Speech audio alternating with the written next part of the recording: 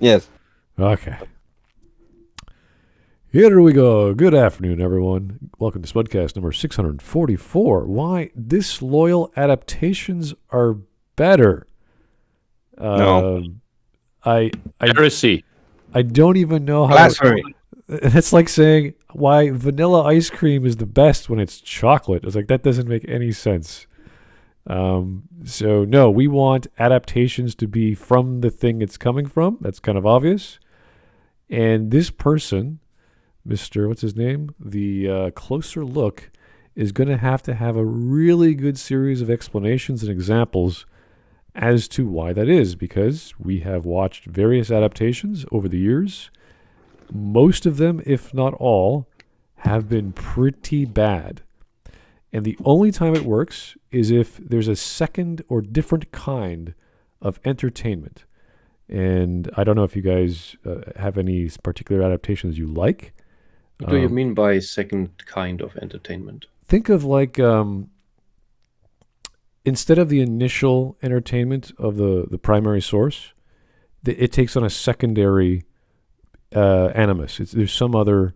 It's instead of a comedy, it's a drama, or vice versa. Like, oh, you mean deliberately goes into a completely different direction? Right. And I'm trying to give the example. I can't remember the title, but it's Troopers. What's it called?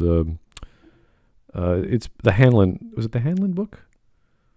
Heinlein? Heinlein book? Yeah. Starship Troopers? Starship Troopers. Thank you. So that was, if you read the original book, it does not feel or sound anything like the movie. No, the book is pretty serious. It is a jingoist, hardcore America yeehaw, kill those evil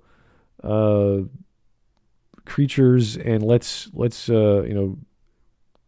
survive. That's sort of this strong militaristic outlook. And people were like, "Whoa, is this what the author really thinks? So this is his politics?" Like no one, like yeah, obviously that came up. But then you watch the movie, it's kind of this tongue-in-cheek, funny, satire. Satirical look on the book. So there is still entertainment value to be had, but it's certainly not what the message or theme of the book was. So, and it's probably the worst satire I've ever seen if it's supposed to disillude me to the point of the book. Well, that's the thing. The book is actually pretty decent as far as a space opera action story goes. It's not anything special, but it's straightforward and clear so that you understand what the hell is going on. Whereas the film is just this fun, tongue-in-cheek thing. And, you got all those weird, like, group shower scenes and Yeah, but the whole thing is Verhoeven has this weird gift where he wants to make a strong political message with his satire, and instead he just makes amazing action comedy. And nobody cares about that shit. With really good like effects. RoboCop is the same thing. Yeah, it's and the effects it was were supposed amazing. to be RoboCop was supposed to be some big capitalist critique or something. Like what? Really? Thanks for making this amazing movie. Yeah, no, it's a really entertaining. And you film. failed with your what did the author mean by this? This is wonderful. We don't know because he failed at conveying his message. Yeah. So there are ways to do adaptations that are disloyal, I guess if you want to use that word. So it can function, but it's always in a comedic sort of lighthearted way to distance itself from the seriousness of the drama of the book. So it is possible. Like if you look at Cowboy Bebop, it's such a roller coaster of ideas, and every episode is so focused and does it so well that if you try to amalgamate that into this more concise plot, which is possible, it's not impossible to do. You just cut out most of the non-plot related elements. So there's only like 3 or 4 episodes with Spike. There's only 2 with Faye. There's only 1 or 2 with Jet. There's like 3 with Ed. So you could probably narrow that down so it's all concise, but the story would be pretty much the same. Spike has past catch up with him. Ed decides to go with her dad. All those little things. So it can happen, but you have to know how the story works. You have to know the characters work. You have to know the comedy works. You have to know how the drama works. And then you just put it in order that is logical in how you get the characters and how they come in and out of the scenes. So anyway, yes, it is possible, but in principle, no, you would never want to do that. You would never want to take elements from the original and transform them because you can. Ask any child seeing an unfaithful adaptation of a thing the kid loves. Oh God, yeah, that'd be the horrible. kid is just. Yeah, I remember it from my childhood, and children today are just the same. It's you sit there and you think, this is shit. Imagine what the fuck? Transformers, like your favorite Transformers show, and then they would say, okay, we're going to make all the Transformers purple, and instead of Transformers, they're going to be lamplights, and they transform from lamplights to robots. You're just like, what? Why would you mean minicons? What? Yeah, it would. That's just the gimmick of the minicons, is that they would transform into a bunch of useless shit. Oh, really?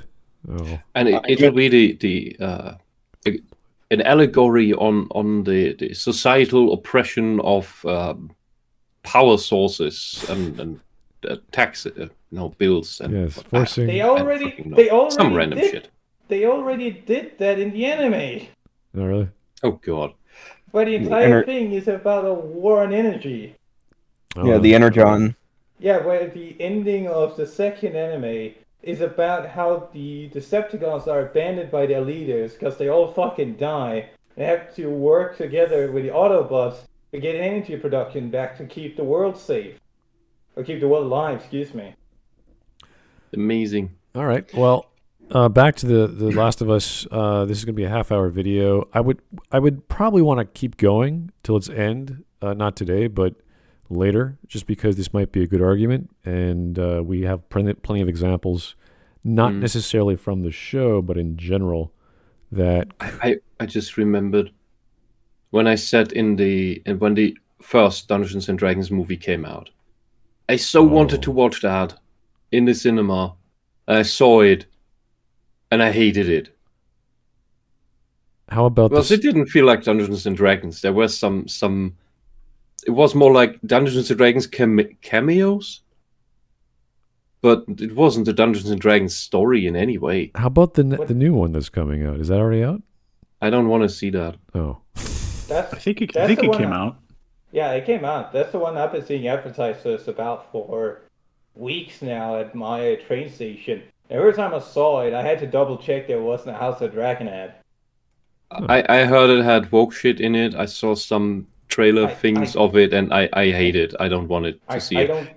I don't care if it has woke shit in it. That's just it's like one of these self-aware bullshit stories.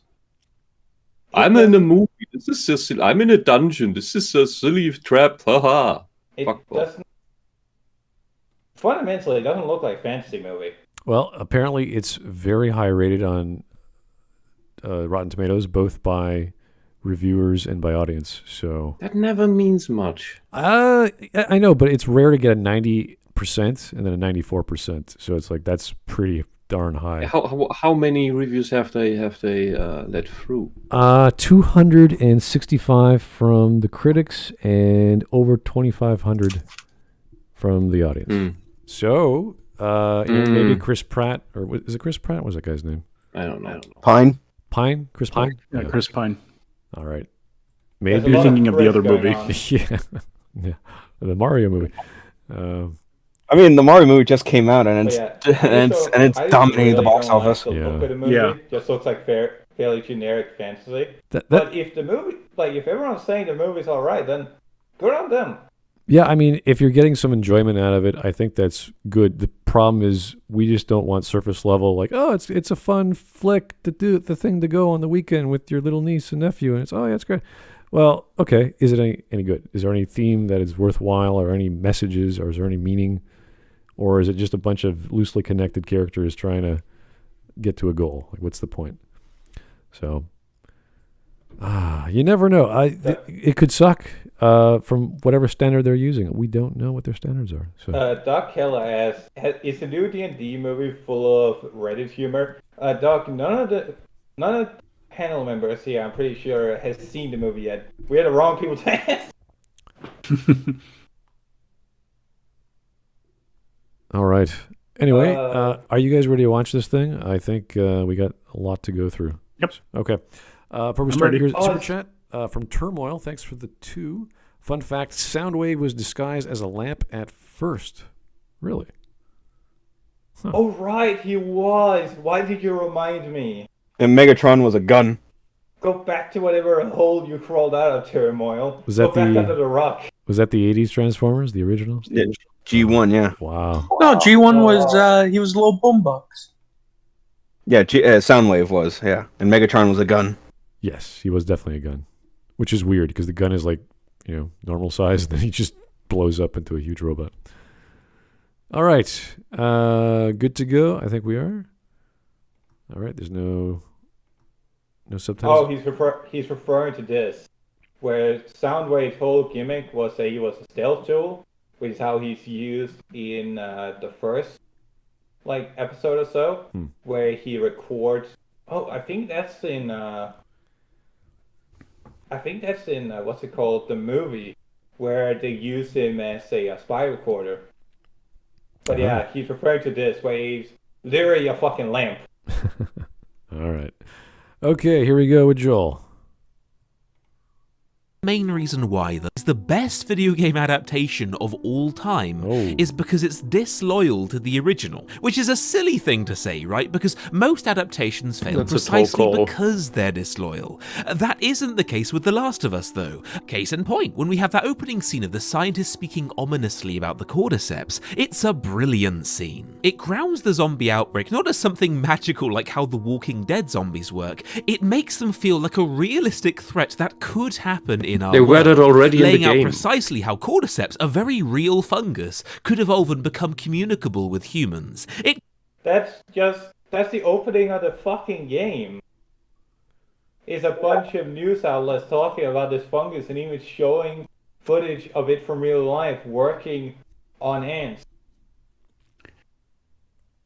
I was never really crazy about this scene from the Last of Us show, because it's like, well, what about the cordyceps virus? It's like, yeah, you guys are a little too on the nose with this, It's like, yeah, we get it. Like, yeah, we know what the virus is. We get it. Thank you. What about that coronavirus, though? What about it? Isn't this already implied that he didn't play the game? Well, isn't the virus different in the game as it is in the show?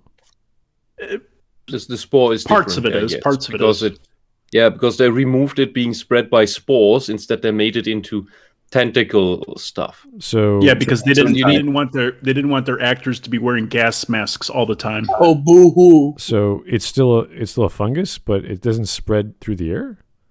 Exactly. Yep. They now need physical contact. Well, they're like normal zombies now. It's a normal zombie threat. That is. Yeah. Oh, no, kissing. It was kissing. Remember? It's a kiss. No, I'm serious. That's how Tess dies. Like, she gets I think she gets bitten earlier, and then one of the infected runs up to her and then kisses her and shoves its tentacles through its mouth into her mouth. Yeah. Oh, I guess so it's now a rape mushroom. I guess I'll be fine. I guess I'll be fine since I don't kiss anyone. But the defense would still be to put something on your face. It's a face mask. You don't want to wear the face mask, so you made it a thing where you still need a face mask. Fucking idiot. That's great. It changed how the entire world works. I was joking when I said that. What about the coronavirus? Turns out face mask really is all we need. Yeah.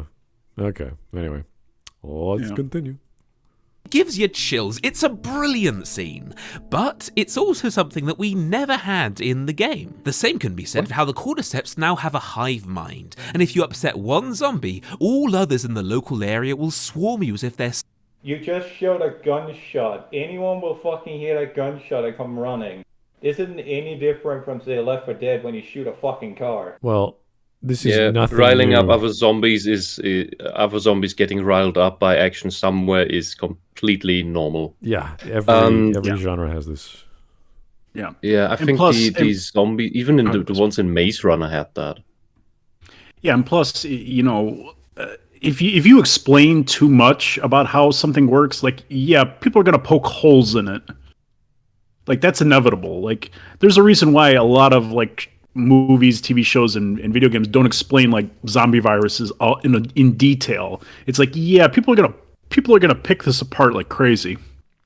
So what I see so far is that he's praising the changes in the show by claiming that, oh, now the zombies make sense, because in the game they apparently didn't. The game was praised for having a zombie idea that seemed to make sense, and it actually makes it feel more like a hostile environment.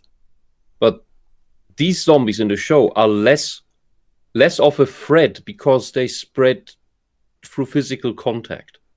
You don't need... I don't remember the game. Most of the protection things you would have needed in this scenario are irrelevant now. This should have been an easily containable threat. Yeah. Just wear your face mask, you'll be fine. And now it's like, oh, wear your face No, just shoot all the infected. That too.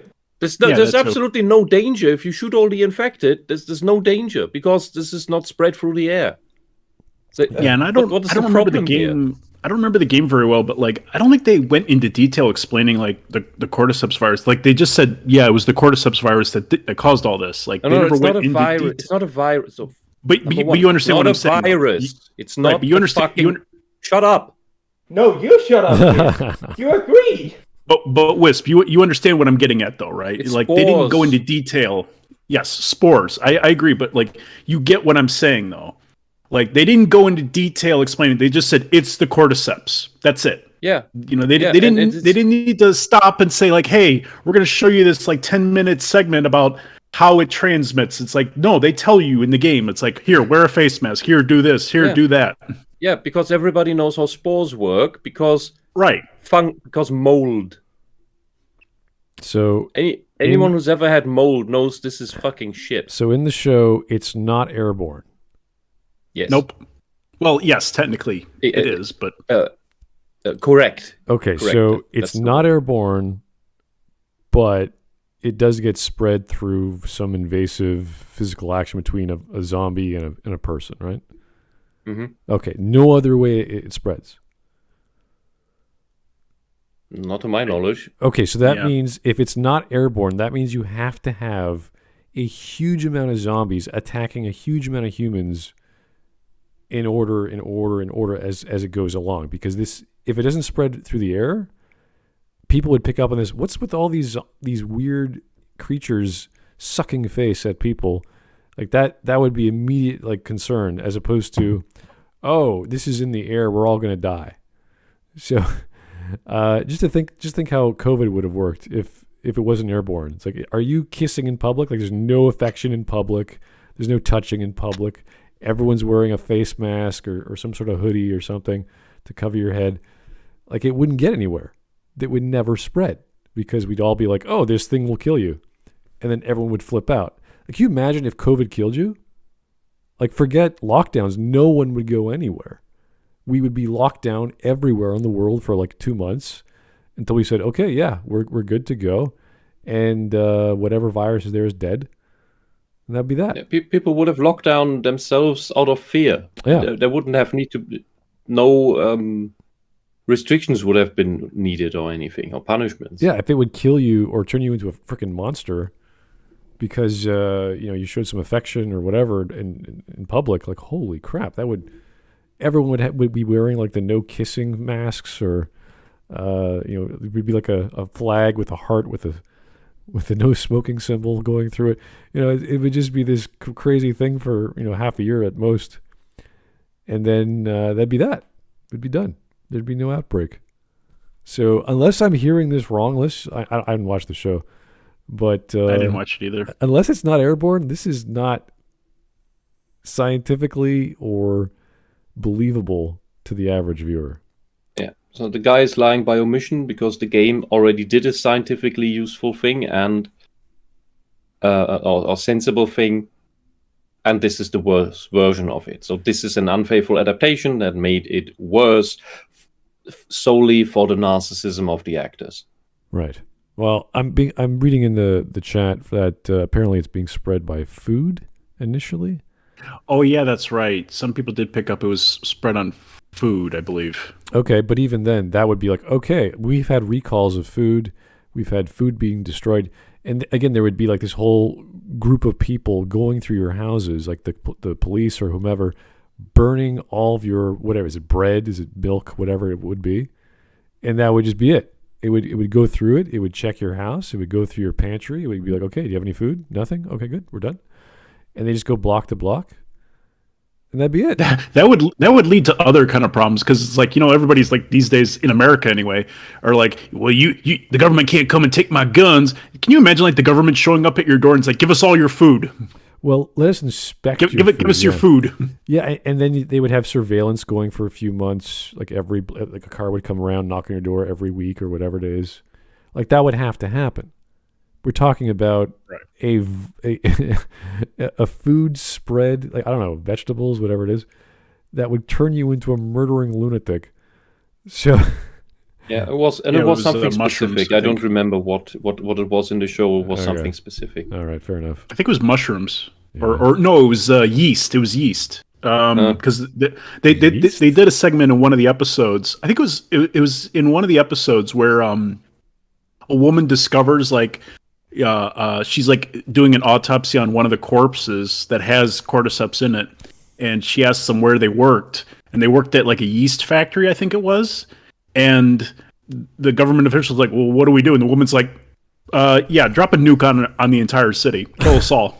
Wow, we're all fucked, we're all screwed, so just drop a nuke on us, just drop a bomb on the factory, Nice. All right. Otherwise we're screwed. Little Raccoon City. All right. Psychically you got the new very creepy mouth tendrils, which are way scarier than just being bitten normally by a zombie from the game, or how Tommy is now a war veteran, or how is it scarier than being bitten by a zombie in the game? I don't find it scary. I find it gross. I don't find tentacle porn scarier than having a chunk of my neck ripped out of me. Henry now has so much more depth to his character because of a morally grey choice he made. You've also got how Joel is now concerned. So all he's saying is, well, they added more time to side characters. Expanding is not being unfaithful to the source. Like, Hellsing Ultimate adds a lot to the original storyline while still being extremely faithful to the source material. Yeah, the same with Alchemist Brotherhood. Yeah, it adds to the source material. The opening fight for the first episode of Full Metal Alchemist in the manga is fucking garbage. Well, isn't the Brotherhood based off the manga more strictly? Yes, but it expands on elements while still sticking to the source material as well as it can. Yeah, and it skipped. The opening for the fight of Full Metal Alchemist is played off as a joke. There's this big alchemical beast that's about to eat the first brother, and he just bonks it over the fucking head and goes, "Don't do that. Be better." Whilst in the first episode of the anime, it's played as a serious threat. And by episode 2, you get the whole story of why they're here, why they're going around doing dangerous stuff like this. And my brother came back to me after I recommended it to him, and he was talking about how he was on the verge of crying. Whilst in the manga, it doesn't really get that emotional until you get to the Civil War part. Okay, so it skipped over the parts that the first series basically did faithful. So if in The Last of Us show, if a zombie bites you, can you get infected? In the show, yeah. I'm trying to remember. Because I think Tess got bitten at some point, okay. I think, in the show. Because it seems... And she kind of like resigned herself to her fate. Oh, really? Okay, because it seems bizarre if you have these aggressive, violent zombies just suddenly suck face and slow down when they could just bite you because they're hungry or whatever. So I don't know. Like, this sounds a little strange that they have different methods of transferring the virus. It's just so much scarier that it can just be somewhere in the air where you don't even know. Well, that's how fungus spreads anyway. So why would they complicate things to make. Oh, they're gonna kiss you. It's like that's stupid. what difference would that make? It just slows them down. I think that is just a product of the sexual obsession of drugmen and these weird people that are only into that. If you have seen the concept art for the tentacle fungus zombies, that is just sexual crap. I don't even think it's that. I think they just want to scare people and freak them out because they can do it. And they thought, hey, wouldn't it be cool if we had like CGI of these things coming out of someone's mouth that is all clearly infected, and someone's scared? Is that the only scene that we see? We know enough of Druckmann's work to know that it's all about sexual stuff. Well, I'm sure there's undertones. I think that's the only scene too. Yeah, I think where that happens. Yeah, I think that's it, because once they do it the first time, if they do it a second time, everyone's gonna be like, that's kind of silly. That looks goofy. Can you imagine the person being infected? Like, okay, you have to like be scared, and you don't know what's going on, and you have to be aroused. It's like, what are you talking about? And do it like multiple times for every actor. So yeah, this is getting into some fan fiction type shit. It would be weird. Like, remember what was that crazy Star Trek episode with the game that everyone was getting infected? That was you have a little cone, a little disc. You have to use your brain to move the cone or move the disc into the cone, and everyone gets an orgasm. You know, it was this silly episode. Jesus, you don't remember that? That was hilarious. I never watched Star Trek. It was the silliest episode. Holy hell! Yeah, I can't remember the name of it, but it's one where Wesley and Data figure out what to do to save the day. Like, it's like everyone's going around just getting orgasms playing this video game, like it's Google Glass or whatever. So. Yeah. Like everyone just. It looks really stupid. It does. It's so silly, and like someone would have figured this out instantly. Okay, what the hell's up with all these people? Everyone's playing this game. It's even explained in the beginning that if you move the blob into the hole, then you get a dopamine rush. Ooh. Yeah, which is like I think it's drugs. Obvious that it's a drug. Yeah. That's been and everybody's hooked on it. It's like, let's put the thing in the hole again. It's so good. Another one.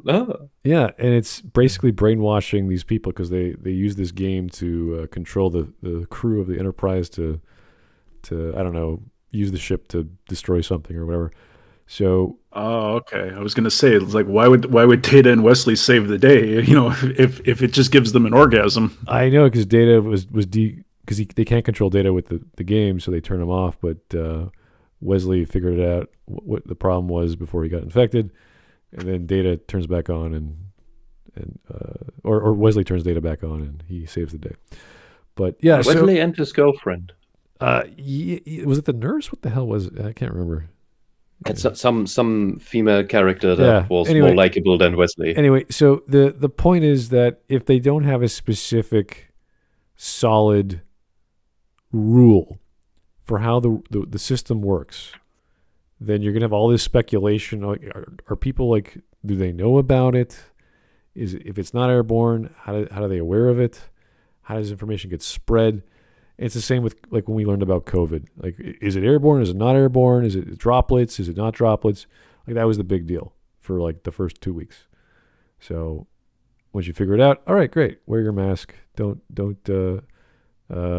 cough, sneeze in public, that sort of thing. Cover your face, etc. Straightforward stuff. We're good. We're good to go. We're not going to get sick. Okay, good. Let's go about our daily lives. And then other shit happens. But anyway. I can just not believe that any studio would ever greenlight such a fundamental change in how something works. Yeah. It's beyond. At a time where they're not really doing so hot financially. Okay, let's keep going.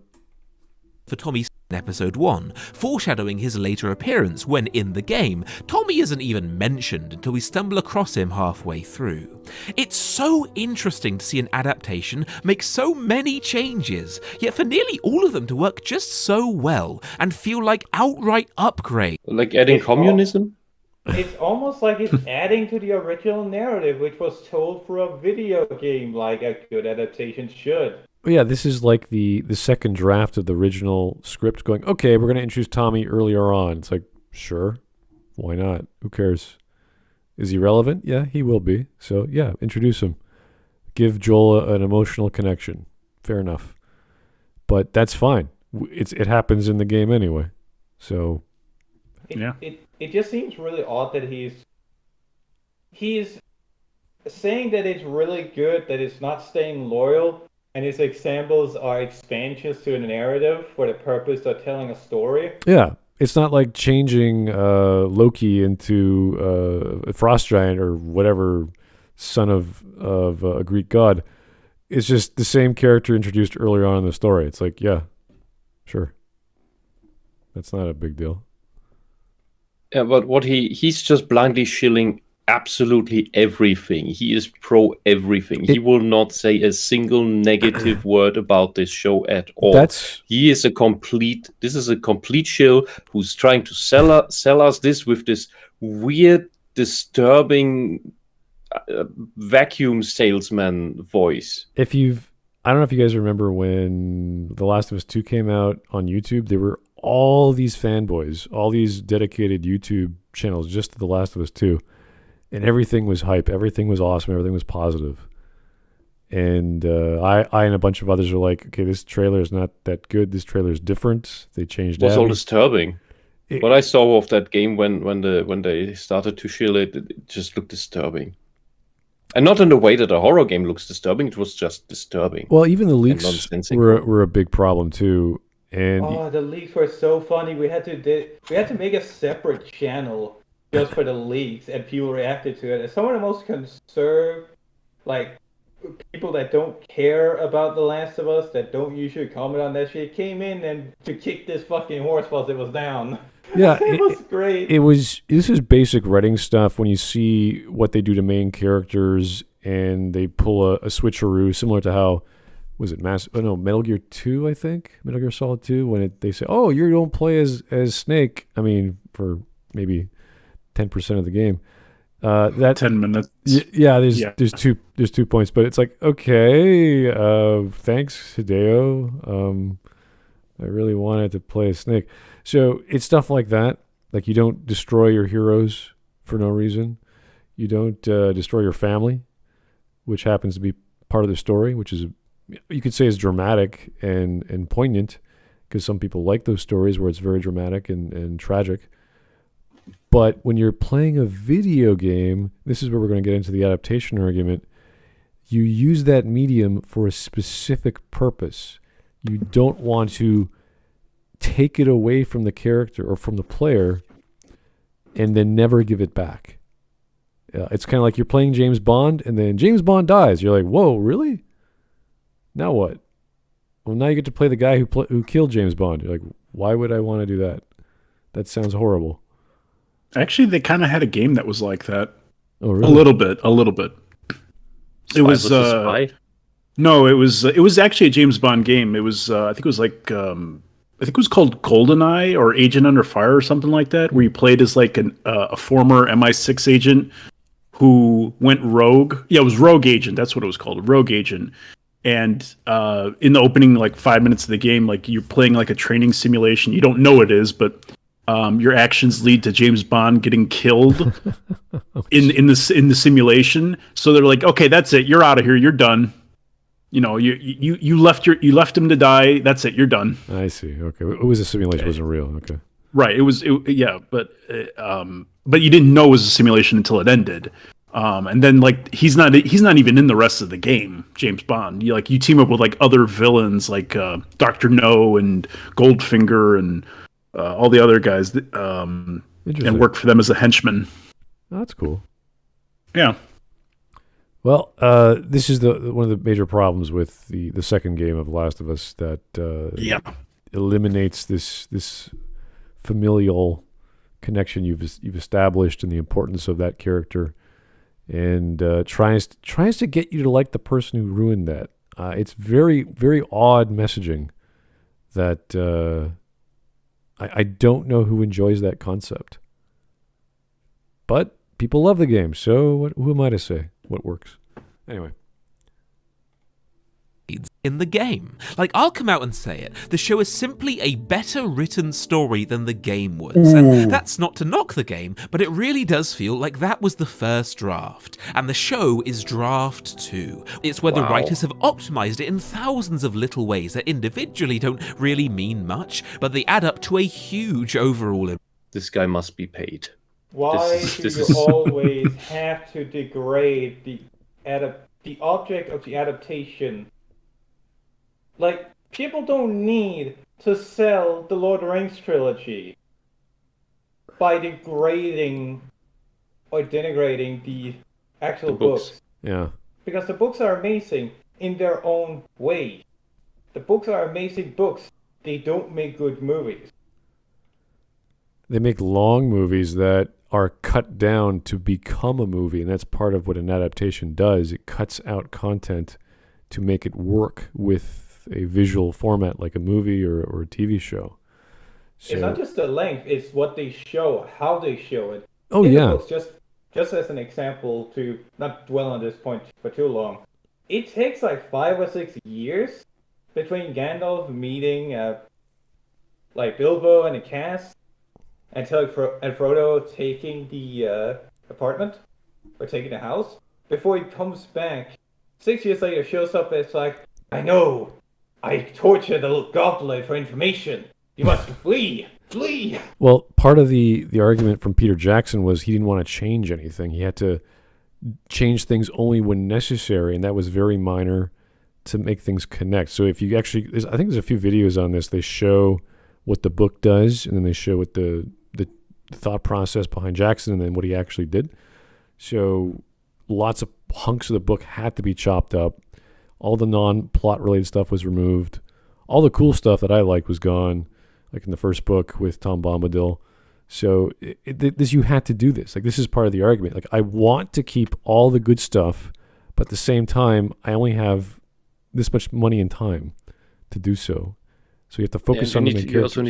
You also need to keep a flow in a movie that you have different leeway with a book. And that's where you get to the ending of the third movie, and it's like, holy, this is taking like 20 minutes to get, like, the message of the movie is done, the thing's been achieved, we're all saying goodbye, and it keeps going, and you're like, holy crap, is this necessary? It's a Beethoven symphony.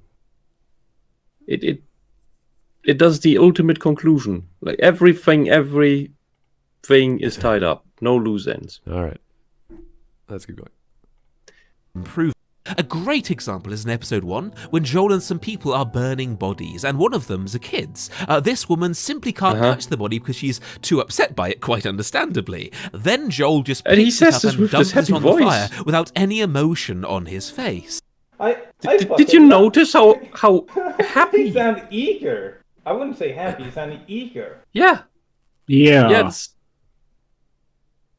And this is kind of why I hate the close-up look in how he presents it with his voice, is that this is clearly a voice he's putting on. This doesn't sound natural. So when he's trying to sound serious, I can't hear it. When he's trying to sound comical, I can't fucking understand.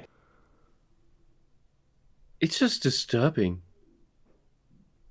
That sounded like sadistic enjoyment.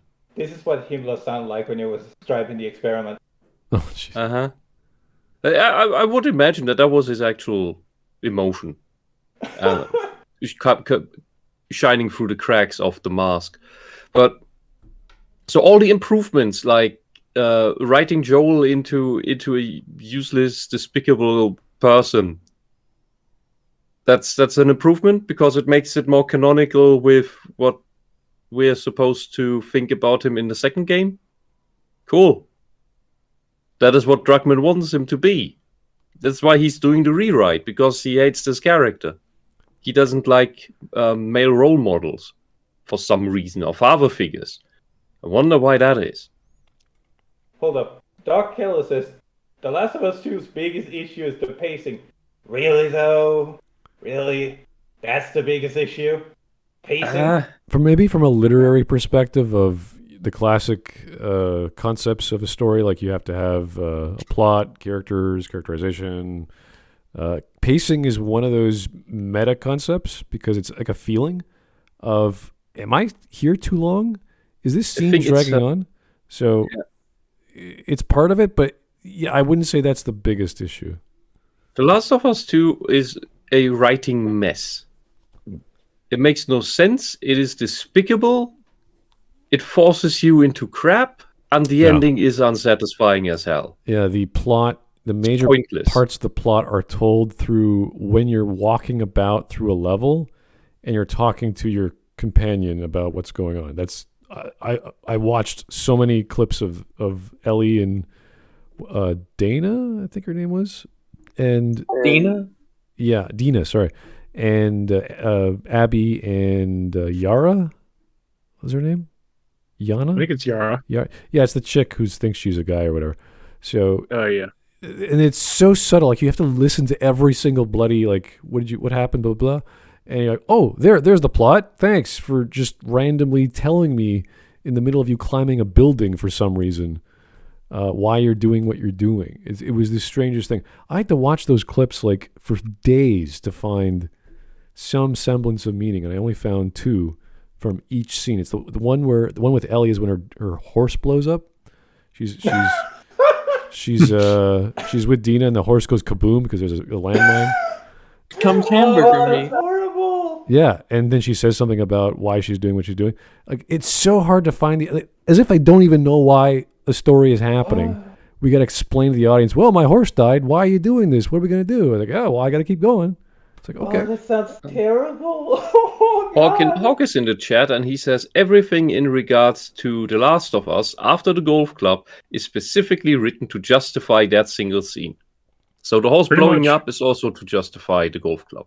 Oh, that is horrible. Logically speaking. Like, I know that I'm laughing, and I apologize. It's not funny in the sense of, haha, that is funny, but it's, I don't know how else to... Out of context, hearing someone tell you the horse just... explodes. It's like if somebody told me that their dog exploded, I'd be like, you're not being serious, right? Well, that's the problem with the narrative is that it's so sort of off to the side. Like even with the ending of Ellie just giving up, it's just sort of off. It's like, whatever. I'll just stop trying to kill her because I had a flashback. You're like, what? Why did... If anything, having a flashback to justify why you're doing what you're doing will just double down on or strengthen the reasoning. Not to mention, she just bit your fingers off. You should be furious at her. And you are already strangling the shit out of her for a good 10, 15 seconds. And then you just get tired? Okay. Also, she slaughtered like all of Abby's friends to get to her. She slaughtered hundreds of people over years. But them specifically. Achievement. It was like... Smart is making the point that there should not be a point where she's like, revenge might be bad at this point, where she's already had so much blood on her hands. You do not suddenly do an about face at the 11th hour and the 59th minute of the 59th second and go, wait a second, I shouldn't do this. It's like, what do you mean? You should have been thinking about this years ago. Yeah, let's not kill the actual target of the revenge that was justified in that scenario. After you murdered half the leftover population, and not only that, it was in the apocalypse. She could have just shot her directly when she was being crucified. Just shot her in the head and called it a day. But no. She cut her down. She tied her. She got rid of her ropes or whatever. She said, "Okay, we're gonna fight it out like crazy people." It's like, oh, you're really serious. You think you're gonna win, or maybe she's just crazy at that point. Against the steroid Hulk. Well, she lost most of her body mass because she was being hung up for a month or whatever. But yeah, which I think is why they made her so big in the first place. Because if she was normal sized, and then they hung her up, which is a dumb. I think they made her big because Abby beat the shit out of her in the first time around. Yeah, the way you describe she almost killed her like right then and there. Yeah. The way you describe it makes it sound like a bear going into hibernation. We gotta thin it out a bit. Give her a month. When you see the 2 trailers and when they were released, they buffed up Abby. I was like, why did they buff her up? Like, there's no change between the trailers in terms of composition and the scenes. And then you think, oh, they had to do that to make her seem imposing, I guess. But it really was about the ending. It was really about making her look normal and being crucified so that her body mass, because she wouldn't die instantly. Because if you're crucified for a month, you are weak as hell. You have no food. Your stomach's digesting itself. You are in all kinds of pain. And how are you going to put up a fight? Well, maybe you packed on the muscle. Maybe you packed on some fat. That could explain some energy, but you would be exhausted. Your muscles would atrophy. So, anyway, let's not talk about the second game. Right, Bear. Listen, Bears, I am not trying to insult your race, okay? I was just making a joke that it sounded similar to a bear, okay? I did not mean any insult towards you or any of your family members. How can we trust you on that? That's a little insensitive, my man. Okay. Anyway. The Bears are gonna cancel me. Anyway. Let's get back to it. Let's get back to the video. This was a scene game, yet it does an incredible job at informing the audience of Joel's core wound in the story. He is so traumatized by his daughter's death, he's emotionally dead inside. The part of him that's nurturing and cares for the well-being of children, doesn't the game give you enough What is a of that? very interesting... Oh yeah, just a quick question in regards to this scene. You might play it out in full, because I really hate this scene. I really, really hate this scene from the original game, in how it's portrayed, with the special ops or whatever, shooting Joel. Specifically because, actually, let's see if he plays out. Also, hello, Hawk. Oh, hi, guys. How's everyone going? Hey, Hawk. Fine. I know Whisp mentioned my comment about, obviously, everything about Last of Us is just to justify killing Joel. Well, even that ending part, why Ellie lets Abby go, it's justifying killing Joel, saying, oh, well, she was right to do what she did. He's now wrong because just revenge is bad, but Joel gets no, and that's what the ending of the show was rewritten into this stupid experiment that is impossible to work in the show now to actually have a chance of working. So that Joel could be wrong in saving Ellie. Yeah. Oh, the operation, yeah. Well, the concept of killing is always seen as negative with Ellie's story, whereas Abby, whenever she kills, it's always like, oh, this is good. She's getting what she needs, and everyone's like, yeah, go for it, Abby. So yeah, but the thing is as well, it's just everything about The Last of Us now is just to justify the golf club scene. Like, everything they write, all the character development in the show, just to justify Abby killing Joel. All the all the changes, everything is just to justify Joel being killed. They make Joel weaker. Oh, it's not to make him more relatable and, make the audience connect with him more. No, it's to say that, he'll be easily beaten by Abby in season 2. He breaks down. It's to make out him not be a strong, competent character, so that he'll be stupid enough to give his name to Abby. Yeah, you're right. The scene also, he saves her life at that particular moment, and at that point, Abby should have went, "Wait, this is Joel? He just saved my life. That's weird." Like, you wouldn't suddenly say, "Are you the Joel that did yada yada yada like a year ago or so?" And she'd be like, "Oh, but why did you save my life?" It's like, because you're helping me and I'm helping you and we're trying to survive. Like, that would give her a second thought to go, wait, maybe my revenge isn't as necessary. Joel would also not give his own name. He'd be like, no, I'm Jared from, I don't know, 7-Eleven.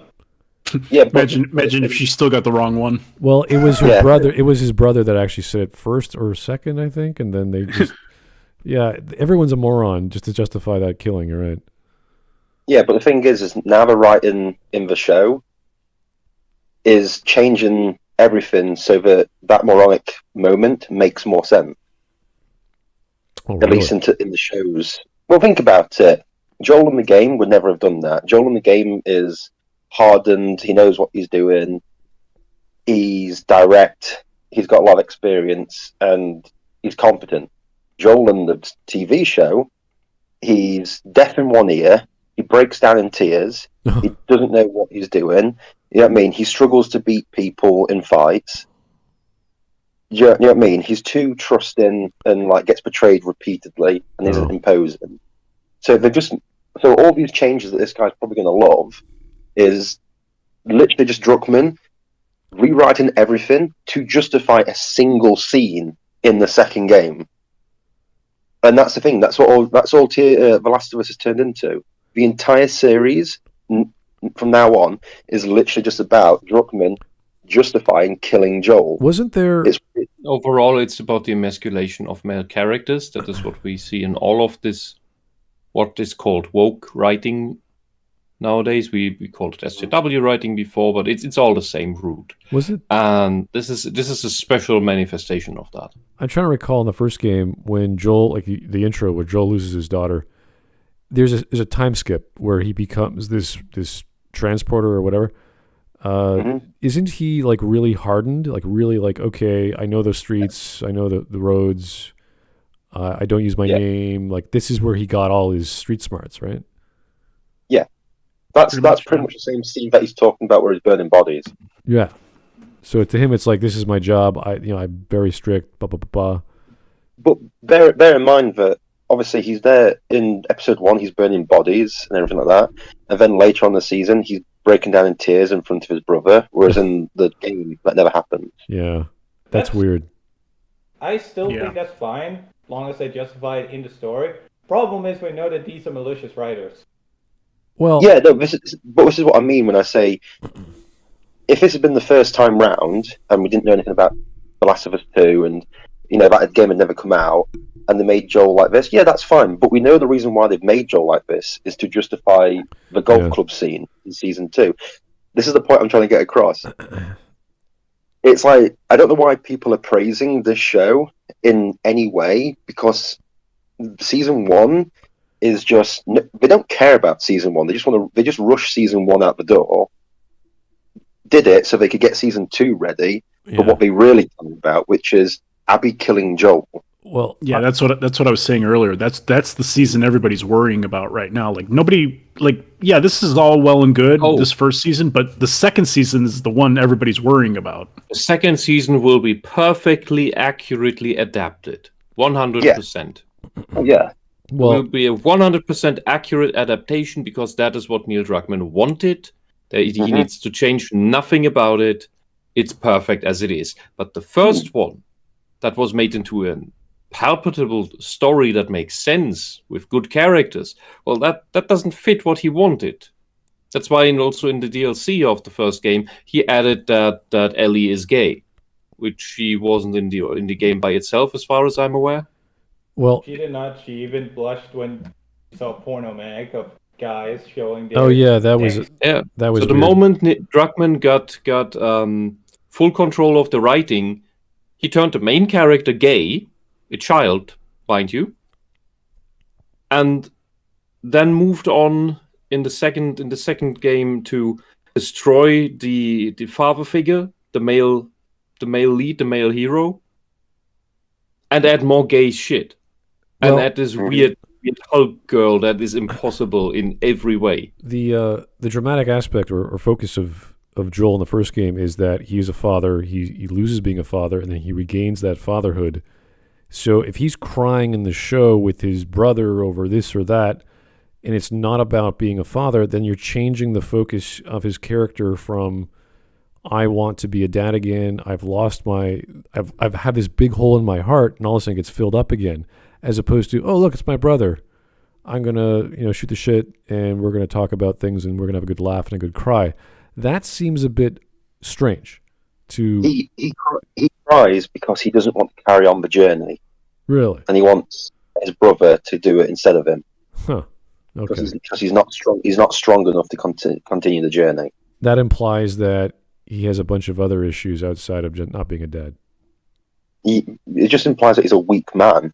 Yeah. That he's not got the capability, even though he's been told he's the best for the job. He breaks down in tears and says he's not the best man for the job. That means can it's work. the opposite of the game. Well, it can work, but why change it? Like, why would you need to add an extra layer when his character he's a tough guy. He lost being a dad, and that's it. Like that's all you need. You don't need this character with multiple emotional weaknesses and faults. You need one fault or two. You don't need to pile them on. And keep the focus. Keep it straight and simple to the audience so they know, oh, Joel is a guy who's broken, but he's tough because he's thrown that part of his life away. And then voila, this girl comes into it. And he's like, what do I do with this? Oh my God, I got to be a dad again. I got to look out for her. I got to protect her. I got to teach her. And then he just falls into being a dad. And he's like, oh my God, I'm a human again. That's Joel. That's all you need for Joel. You don't need him to be like, I have this other traumatic experience and I got a bum leg and my ears. Oh yeah, because he's got so much wrong with him. It's like, also they've aged him up as well. Yeah, of course. Yeah. With stuff. But they've really made him simple. Oh, go on. Sorry. No, go on. You can just finish what you're going to say. I would just like to finish this scene to see if he shows how she dies. Because I think this scene is fucking bullshit. Oh, yeah? The opening, that is. Okay. The game, while this was always Joel's wound, it was never showcased to the audience to this extent. Oh, boo! He skips it. Okay, so the way she dies in the opening is originally that he turns around, he gets shot, he falls over, Soldier comes over, Tommy walks by and shoots him in the head, and they see that the daughter has been shot. And it just doesn't sit right with me. They turns around to take the shot for her, but the rifle clearly hits him to make him lose her, but she's the one that gets hurt. Okay, I see what you mean. Yeah. I remember seeing. I do recall seeing the shot where the soldier fires, and it's in the dark, so it's hard to see exactly what angle and the body rotation of Joel. Yeah, it's not very clear. But he can clearly get up. It's weird that he doesn't get hit at all. Yeah. But his girl, who is a smaller target, gets hit in the side, like in the ribs, and is dying. And Joel immediately gets up to comfort her. And theoretically, I really like this scene. The problem is they also want to show that Joel is a good dad by turning around to take the fire from the soldier, and still want to execute the daughter for the sake of progressing his plotline.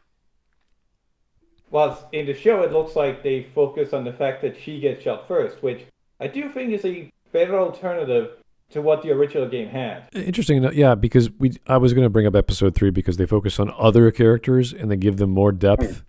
And we're talking about, well, the show is giving Joel more depth, but it's like it's in the wrong direction. We don't need Joel to have multiple layers. We need to have one layer that is about the plot. And if you want to add like that he's weak or this, that's fine. But if it doesn't connect to the actual plot of him being a dad and protecting Ellie or getting Ellie and then protecting her, you're adding confusion to the drama. You're adding, he's deaf, and he lost his wife, and he lost his job, and all these other problems. You're like, okay, so does that help or hinder the story, the plot, what he wants, what he needs? I would also add to that in the game, the voice actress of Ellie, it sounds warm, caring. It sounds like an actual relationship between the two that works.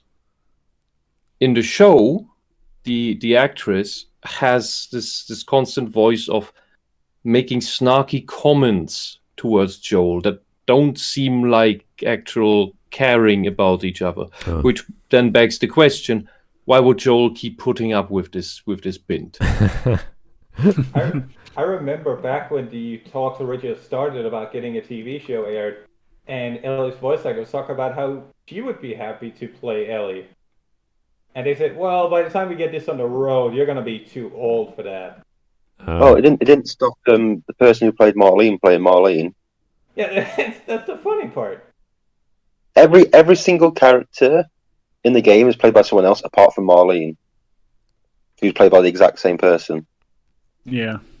Which I called, by the way. Yeah. But because she's a black woman or what? Yeah. To to answer something, the reason why they made Joel deaf in one ear is so that Sam and Henry could ambush him because he was laying on the wrong side when he was asleep. Huh? What? They literally made him deaf for one scene. He made him deaf in his left ear. Because he was sleeping. So when he rolled over onto his right, he couldn't hear out of his right ear. I'm not even joking. Wouldn't this guy of all people then be smart enough to not sleep like that? Well, they made him deaf for one scene. He's not deaf in any other scene. And he never brings it up, but he can't hear out of one ear. see, if they connected that with him, like, always firing a gun in one hand, that would deafen that side of his face. Like, okay, maybe. Yeah, but if you know you are deaf on one ear and you live in a dangerous world where you have to expect ambushes for and robbery and fucking zombies all the time, wouldn't you sleep on your deaf ear preferably? Yeah, but the thing is, like people are saying in the chat though, but you can still hear out of your ear. Just because you lie on one side doesn't mean you're completely deaf. I think he was lying on his other side in like another episode, like when Ellie points it out. Like they're sleeping in the forest, and she says to him, "I know you favor your other ear because you're deaf in the right ear, so that's why you sleep on your left side, or you sleep with your left side up, so you can hear." I don't know. I always kind of wrote that scene off like where he gets ambushed by Sam and Henry in the show is like, well, maybe he just rolled over onto his other side. I mean, I toss and turn in my sleep all the time. Yeah, but bad boy, you don't become completely deaf. Right? No. I get that, but I'm just saying, like, I could understand that. Like, maybe he just, unconsciously rolled onto his other side. Okay. But so, yeah, I get what you're saying. I I agree. I just like the response. But you aren't deaf. But did you die though? Yeah, but another thing, obviously, because Smud brought up the episode 3. That was a disloyal adaptation that did nothing at all to the story of the show. That entire episode might as well never have happened. At all. Right, and it was just a beautiful little interlude that had nothing to do with the plot. So. Yeah, but it had nothing to do with anything. Like, even the creator said, I literally did this episode to trick straight men into watching gay porn. Yeah, no, it's a vignette. It's like, why do we have this? Because I like it, and it's pretty, and it made me feel things. Yeah, it's not even that. His literal words were, I did it to trick people. Okay. Yeah, and they asked Neil Druckmann after that episode, like, they asked him about the original scene in the game, where they reveal, like, Bill is gay and all that, and it said, would you change anything in the game? And Druckmann's answer was, hell no. Like, the way Bill was treated as being gay in the game. So yeah, well, I don't know. I always saw it as like a joke in the game. Like they were making fun of him for being gay. Like, haha, he has gay porn stacked in his basement. Haha. Well, don't we all make fun of the gays? No. The woke gays, yes. Okay. No, yeah, okay. Them. Anyway. Yeah, them. That goes without saying. Let's keep going. Starts. Yes, we see he's reluctant to take on Ellie, and yes, we saw Joel crying over his own kid in the prologue, and yes, his broken watch is symbolic of the wound, but we never actually saw the full extent of Joel's wound on display in the game's beginning. This 90-second long... Okay, if you need to see that, then you're a closer look, I guess. You're simple-minded. That's all. You need everything spelled out to you. We need more exposition on the drama of the characters, like we do. I need to see a man cry atop his dead daughter's, like the corpse of his daughter. I really need to see him crying over that. And then another scene afterwards where he breaks down in front of his brother crying. And then another scene where he's murmuring about seeing her while she is dying from wounds whilst being taken care of Ellie. Like, you gotta really hammer that in. I mean, there is certainly people that do need this. He says all of that with so much joy in his voice. It's just astounding. Well, if it's the main driving force, the main drama of the story, sure, and it's a visual medium, you got to give it 10, 20 seconds, whatever the case may be. You give it the musical interlude. You have the fade away, sure. But then after that, it's like, all right, we get it. We're good. We saw him get shot. We don't need his entire hospital records. Full printouts, X-rays, all that. Look, he's injured. Look at him. It's like, no, he got shot. We know that he's got a bullet wound. Yeah. Yeah. Oh well. Okay. I'd argue is a huge improvement over what we got in the game on that front. If you're giving a character an arc where they've got a big internal problem they're dealing with, it's always a good idea to fully demonstrate the extent of that problem near the start. Yeah, but what does it mean to fully demonstrate? Do you need an extra scene, an extra 20 seconds? Do you need an extra chapter? What are you talking about? If it's clear to the audience why this guy is suffering, and it's visual, it's audio, it's written, there's subtitles, there's 10-second pauses where you're like, what's going on with this guy? How much more time do you need? How much clearer can we get? Everyone knows Joel is suffering over the death of his daughter. It doesn't matter. You need to see more kids get burned. You need really. I think this is just an expression of disaster porn. He needs this I need to see people suffering thing satisfied. Well, the argument becomes is how clear is it? Once you get one angle of clarity, you're like, oh, because the argument from the videographer or the visual medium is like, well, you don't just tell the audience, you have to show that this guy is suffering in a certain way that is not as clear as if you were to tell them literally. So is he crying? That's always the trope of the one stray tear falls down the cheek because you have to explain he's sad. It's you don't even have to show him crying. You just saw his daughter get shot. He's traumatized. He doesn't know what to do. Anyone who sees a father losing their daughter can go, oh my God, that's crazy. So in that these people don't have children. Well, they don't know how it feels to lose family. Maybe, but in that context, the problem is not the medium, it's the audience that doesn't grasp what's happening. And that's fair for the audience. If you don't get it, you don't get it, and you don't like the scene, that's cool. But if you don't understand what violence, and you don't understand if there's no strings in the background, and somber music and low lighting and other things to make it somber and feel dark, you probably should stop watching the show because you're not going to get anything else out of it. It's very clear when a game does it, because a game has all kinds of formats to express somberness, and I would imagine if a movie or a TV show would have even more. So why you need that blown up like some sort of Australian comedy? What an unfortunate pick of words. I was about to go that route. I thought, no, it's too dark. I'm going to go Australian. Basically the same thing. Oh yeah, Australian. Okay. Yeah, they both don't like Jews, and they're all the Jew jokes are all 20 minutes long. Okay. Yeah.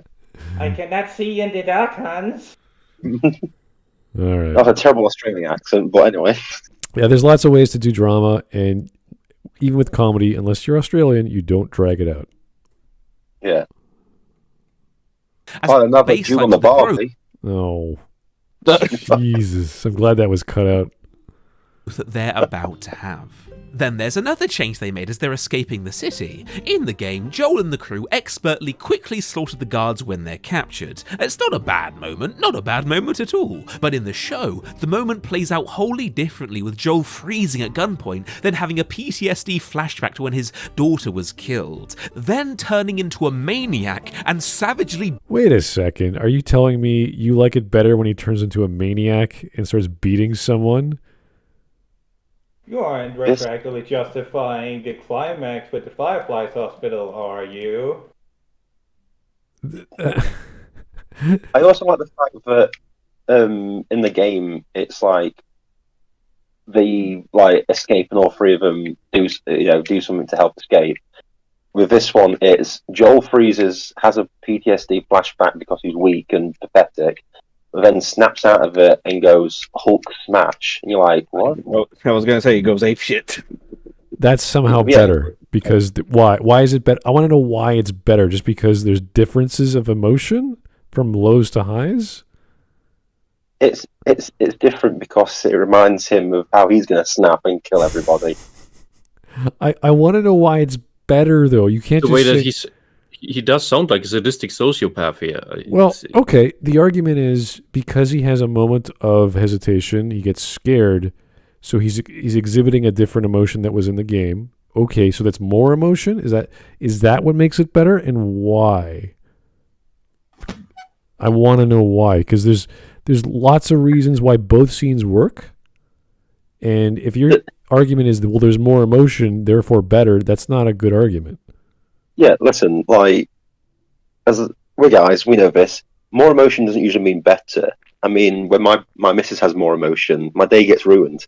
Well, we're talking about a violent scenario, a tense scenario, and a manic emotion. So he goes from a really low, scared PTSD moment to, I'm going to freaking beat you to death. Like, that's... Whereas in the game, it's like, I'm going to shoot you and get on with my life because I want to get out of here. So there's two modes of expressing the same scenario. And he has to argue why this is better. Because the Joel in the story is different than the Joel in the game. And he has to say, well, I like the Joel in the story or the Joel in the movie or the show better because he's got wider range of emotion. And I'm like, so he's more traumatized. He's got a wider range of feeling, therefore better, as opposed to a tighter range of emotion and expression, which to me means the character is more focused. The character is more simple and easier to understand. Well, it's like Joel in the game has a job to do, and he's focused on doing that job. The Joel in the show is just, I don't know. Just there. Yeah. Not just there, just panicking and just scared of everything. And just seems like the last person you'd ever ask to do anything. Right. Do you know what I mean? It's like, why would they ask this guy who at the sight of a flashlight has a Vietnam flashback? Do you know what I mean? I know. I see nothing wrong with having characters be a certain way or differently, but because it's based off something, you have to argue, well, we could do more with this character now that we have the opportunity. It's like, well, why would you want to do that? They could have made him even more focused in the adaptation, and you would have got, oh, this is an even better version of Joel than we got in the game because it just takes what's there and amps it up as opposed to breaking it away and adding this weakness or this PTSD scene. You're like, these could both work. It's just, why is it better is what I don't see. Because it's like saying apples and oranges. Well, here's a flavor of fear that wasn't in the story, or a flavor of whatever, some emotion. Here's a flavor of fear. Yeah. What are you, a lame indie horror game? Yeah, no, whatever expression of emotion they've got, whether it's expressed in a flashback or he's screaming or he's on his knee. Like, there's all these versions you could express fear, and this guy likes this one more. I just don't get it. And it should be easy if you understand. I don't know, the format, the medium, the narrative. I would imagine if you like the game, you know the characters well, and then if you go to the adaptation, you go, well, this is not exactly how it was in the game, and Joel is not the same. You would still appreciate it because you like the interpretation, but it doesn't mean it's better. So I want to get the criteria as to why it's better, because anyone can say why this scene sucks. It's not the same. It's not. Adaptation is really obvious, right? It's not the same as the game. It sucks, right? His argument, it's better because we see more shades of Joel, and you're like, I don't care. I want one shade of Joel. I don't need. You see more shades of fear. Yeah. Yeah. Is that Joel? Yeah, but the thing is, it's a bit like at this point in the story, you've gone from Joel not caring about carrying a dead kid to a fire, which you would have thought would have been more. He'd have more connection to his daughter than a flashlight. The flashlight gave him PTSD, not the dead child. Do you know what I mean? Yeah. So it's a bit like, I can understand where they might be coming from. Oh, but this is quite a similar scene, but him carrying a dead child will cause something if you're going to go down this route. Yeah. And if that has become such a strong trigger, he would have these problems later on all the time in these scenarios. Yeah, this is the problem I see with this story, is that they think this is going to be a really cool scene, a very dramatic scene, and they do it, and then the next episode or episodes later, they forget about that flash bright light sort of, trigger that happened. So consistency is very important, and the simpler you get, the easier it is to be consistent. So if you're going to keep having these jumps in emotion, there's nothing wrong with that, but then you're changing his character, you're changing the scenes, and you're making the focus be about this guy who's just, I want to get through this zombie apocalypse, to, oh my God, I'm crying over bright lights. Oh my God, I'm going to beat this. I'm going to go into a Hulk smash rage whenever I don't know, whatever the case may be. Like, I don't know. Like, does that happen in the game? I don't really think so. Even at the ending of the game, he's very focused on getting the hell out of there.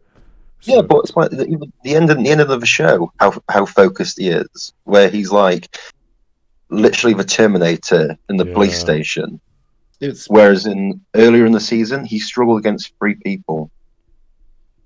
It's basically different. It's basically a different story overall. Yeah. So this argument, no episode, the continuity in each episode doesn't match up. The argument of more emotion better, I disagree with. This is the same case for people who write characters first before they write their settings. Like, they want their Mary Sue, because when you read a Mary Sue, usually it's from fanfic, and fanfiction already have a setting. They don't have to think about it. So Star Trek, you just go to the Star Trek universe, and my Mary Sue is a half Betazoid, half telepath, whatever, and you can do all these things. It's like, okay. Whereas here we have just people.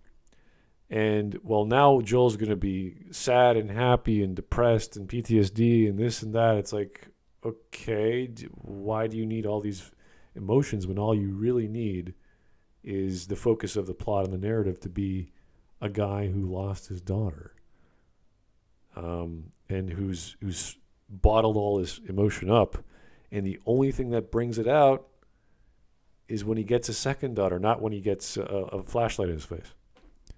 So, yeah. Oh, to answer Tyler Preston, hopefully never, but they're going to make the Red Dead Redemption games into a TV show. But Jack Black has announced interest in the game being created. So hopefully it'll destroy all, hope for the show, because people go, we like Red Dead Redemption, but Jack Black is literally, a death knell for everything nowadays. I just played last week I just played the Frontier, and there's all these references to so many things, and one of them is Red Dead Redemption. And I'm like, oh my God, this scene. Wait, Jack Black should throw his money at making Brutal Legend instead. Oh, Brutal Legend 2. Nice. Yeah, well, the game basically only was 1/3 of what it should be. True. Yeah. Still pretty cool though. Jack Black is in the Mario movie, and that's making money. Ooh, yeah, good stuff. He's also in the Mandalorian, and that's not making money. Don't remind me. What was that? You don't bring it up, please. That is. Imagine also, kidnapping Christopher Lloyd from that old people's home just to appear in that episode. Don't even. What? Don't even. What? Yeah. No, guys, come on. Let's stop talking about. We'll do a podcast about that. Okay, fair enough. We'll bring it up. Also, we're about an hour and a half in, and we are barely 3 minutes into a 30-minute video. We are 1/10 away from. Yeah. Welcome This guy to sounds like Jim. Seriously, this guy sounds like Jim Sterling, but more sadistic. No. That is Jim Sterling's voice. Jim is a whole other. Jim is more expressive, I'd say. Guys, don't you mean Yeah, but Steph? that's why I said. It's the intonation. It's the cadence, the everything, the melody. But there's more sadism here than with Jim Sterling. Well, as I said before, who's worse, Jim or Yahtzee? As I said before the cast, the argument is there are way worse adaptations from gaming or from shows to live action, and there are everything Uwe Boll made except Post. Yeah, I'm going to say you can't. This is the problem with adaptations, especially when Uwe Boll's done everything. You can't. You could literally just put a man in a padded room and say this is adaptation of Tetris, and it'll be better than anything. There is going to be a Tetris movie, though. There is. The Tetris TV series. Oh, TV series, yeah, thank you. Series. With what's his name? Taron Egerton. All right, let's get back to the video. Every movie or series that was video game character or any other franchise character is changed to, oh, what if that character was in the real world? Like the Smurfs. Oh, God. Or anything else. Thankfully, the Nintendo stuff was spared, though. All right. I've suppressed all memories of all of these atrocious things. I hated them all. Let's get on with the video. Hold on, just before we go, I am looking forward to an adaptation next year, which is Strip Poker with Tara Fox. That should be a good TV adaptation. I'm looking forward to Five Nights at Freddy's movie. Oh yeah, that's anyway, right. Keep going. Anyway. Beat to death with his bare hands. I don't know about you, but one of those two scenes is clearly better than the other. The scene in the game was fine. It was a fine cutscene with some okay action. The scene in the show, instead, did a great job at showing not just the true savage potential Joel's got within him, but by how deeply... That was a terrible argument. You can't... He doesn't even follow up on the argument. Well, specifically, he doesn't support it, saying that one has better action than the other. The guy is holding his arms to the side, not even trying to protect his face whilst he's getting beaten to death. Whilst in the other cutscene, they don't even get the option or the opportunity to defend themselves. They just get pop. Yeah, the argument is this is going to be foreshadowing for stuff that happens later, but the entire game, the entire story is violence. So, yes, Joel can have violent outbursts. He does every other scene anyway because that's the game. So whether he has this one brutal, I'm going to kill you to death with my fists is kind of stupid and doesn't prove that it's going to be reminiscent of the ending or any other violent scene. It just means he's crazy. If you want to go with the argument that violence is inherently foreshadowing of other problems, then me clubbing some zombie in the early game is totally foreshadowing for me clubbing zombies in the late game.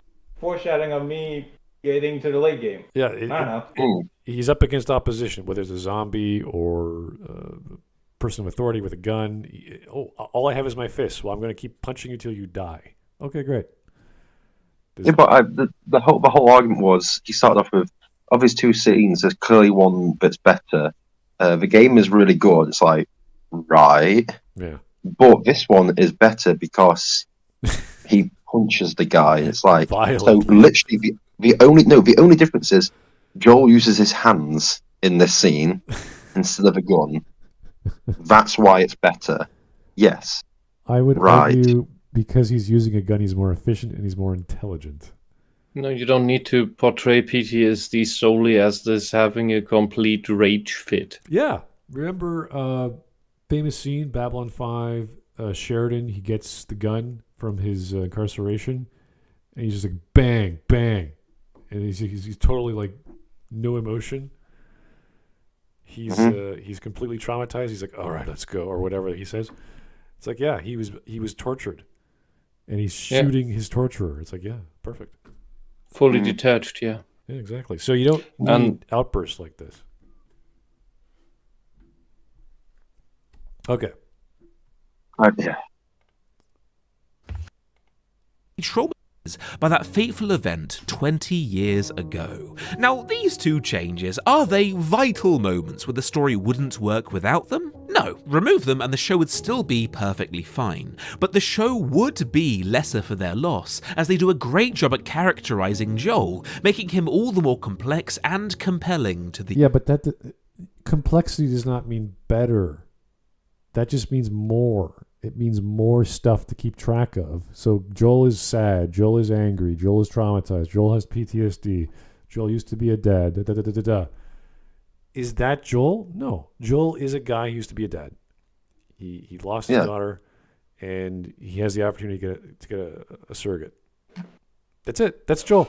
We don't need him to be a can dancer in his wild fantasies, or an astronaut, or a biochemist. Like, we don't need that. There's no I still can't get over the fact that in this very first episode, he goes from carrying a child and burning a child's body and shows no emotion to a flashlight causes him a PTSD attack. Yeah. How can you write that and then claim that this show's better than the game when those two scenes contradict each other in the same episode? You see, the scene of him picking up a dead child, you could do so many subtle things with that without him going into a violent rage. Visually, with flashbacks, with fast cuts of him looking back. You could do something simple, like have him look at a child after the woman refused to touch it, and have him specifically carry it over his shoulder because he doesn't want to hold it like he did his own child. Yeah, you could have a scene of 5 seconds of him just staring, just looking at the girl for 5 seconds. The camera just looks at his face, nothing happens, and he just stands there. And you know Preston. What? Yeah, go on. And you know exactly what's going on in his head without having to do action or lighting or screaming or anything. Because it's Joel. We know his story. Yeah, and Tyler Preston in the chat says, I feel like this is an inaccurate portrayal of PTSD, to which I'd say difficult. There's, all these subtleties. Yeah, you would try to avoid that. What you just mentioned, the way he carries the child, you wouldn't want to carry it like his own. Because it's everything. When you have PTSD, it's all about pattern congruence. And anything that is too similar to the traumatic event will call that up. That can happen from different angles. And even such a small thing can be that. So I've talked before that when the left goes on about triggers, they don't know what the fuck they're talking about. And so that's why when they talk about trigger warnings actually are worse triggers than the actual thing that they warn against in almost all cases. Well, trigger warnings is like you need to explain to somebody how they trigger your PTSD just in case that they might trigger PTSD. Yeah, great, right? But the thing is, what happens in PTSD is that your threat detection goes more low resolution, which means that not the actual specific thing triggers your PTSD, and I hate that word because it's been tainted so much by the activists. But something that is just similar, and you know that it's just similar. That it is not the same thing. Like the war veteran knows that it's fireworks, but that doesn't matter. He knows the dog approaching me is not going to try and rip his throat out, but his mind is remembering that combat dog in Afghanistan that killed his best friend. Yeah, the brain signal for threat and fear reaction is just on overdrive. It's turned up to 11, and that's the problem. And so if things that are similar enough to the thing happen, then all the other relevant stuff is called up. Technically, this is your brain trying to prevent yourself from getting into a similar situation. You can interpret it that way. because it was such a horrible event. The problem is that function just broken because it's on overdrive. It's the fuse burned, if you will, and so it's detrimental. The system that actually supposed to protect you is now a detriment to your life. So everything in this instance, that means everything that is similar to in relation to his daughter's death should be triggering him in some form, like constantly keeping him in this form of tension. Picking up Ellie for that is, and getting into all the situations, if he has these reactions that he had there, and he's not getting treatment, he's in the post-apocalypse, for fuck's sake, that he would be constantly having these attacks.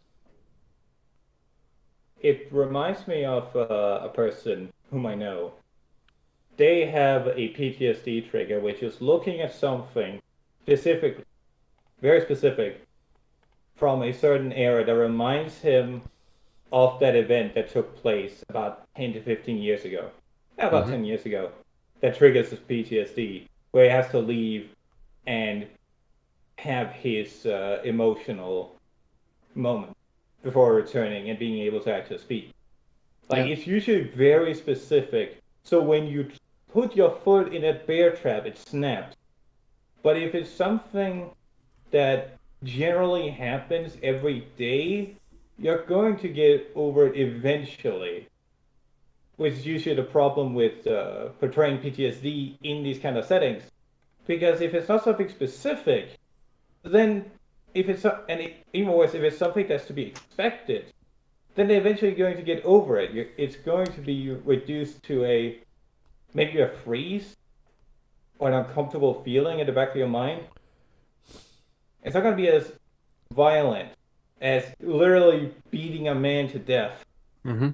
As Whisp mentioned, how did he not die during this whenever somebody's pointing a gun at him? It's also not if your first reaction. So his first reaction is freeze. That is what causes PTSD. In a threat situation, because you should have flight or fight, but when it's freeze is for the human mind the thing where the brain doesn't know I can't fight, I can't flee, then it burns. If his standard reaction is freeze, then he would always hesitate. He would be dead. You're right. And on that thing you mentioned, I know people who have as their I hate the fucking word. The trigger is a specific song because that played at a certain time. For mine, it's a certain haptic thing. A certain kind of drizzle on my lower arms, and then it just happens. I can't stop it, and that's really shit when you want to take a shower. It's or the kitchen corner, because that's related to the whole wider story. The first year, I couldn't even go to the fridge because that's in the kitchen, and the closer I got to the kitchen, the worse the stuff got. And over time, well, I'm not cooking much still, but I can at least walk around there again. So it takes time, but for Joel here, no, he with these specific things, it's not gonna work. Also, this change here is just made for one spectacle scene, and that was it. They didn't think about anything. They don't know what they're doing. Also, Ego Dreamer asks, so Tom Hanks' scene in Saving Private Ryan has a better portrayal of PTSD. Yes, though that is not what the scene seems to be portraying. Like, what he's portraying seems to be like Tom Hanks' character just being overwhelmed by the situation, crying over what is going to happen. It's not specifically PTSD. PTSD is more like if you had a scene where he froze, and then the scene carries on, and he has to walk away from it, and then pulls out the map and starts crying. Officer Dan in Forrest Gump is a great portrayal of PTSD. Of wartime PTSD. When I rewatched that movie, I was like, hey, that is actually done well. All right. Let us keep going on with the video. Right, sorry. The audience.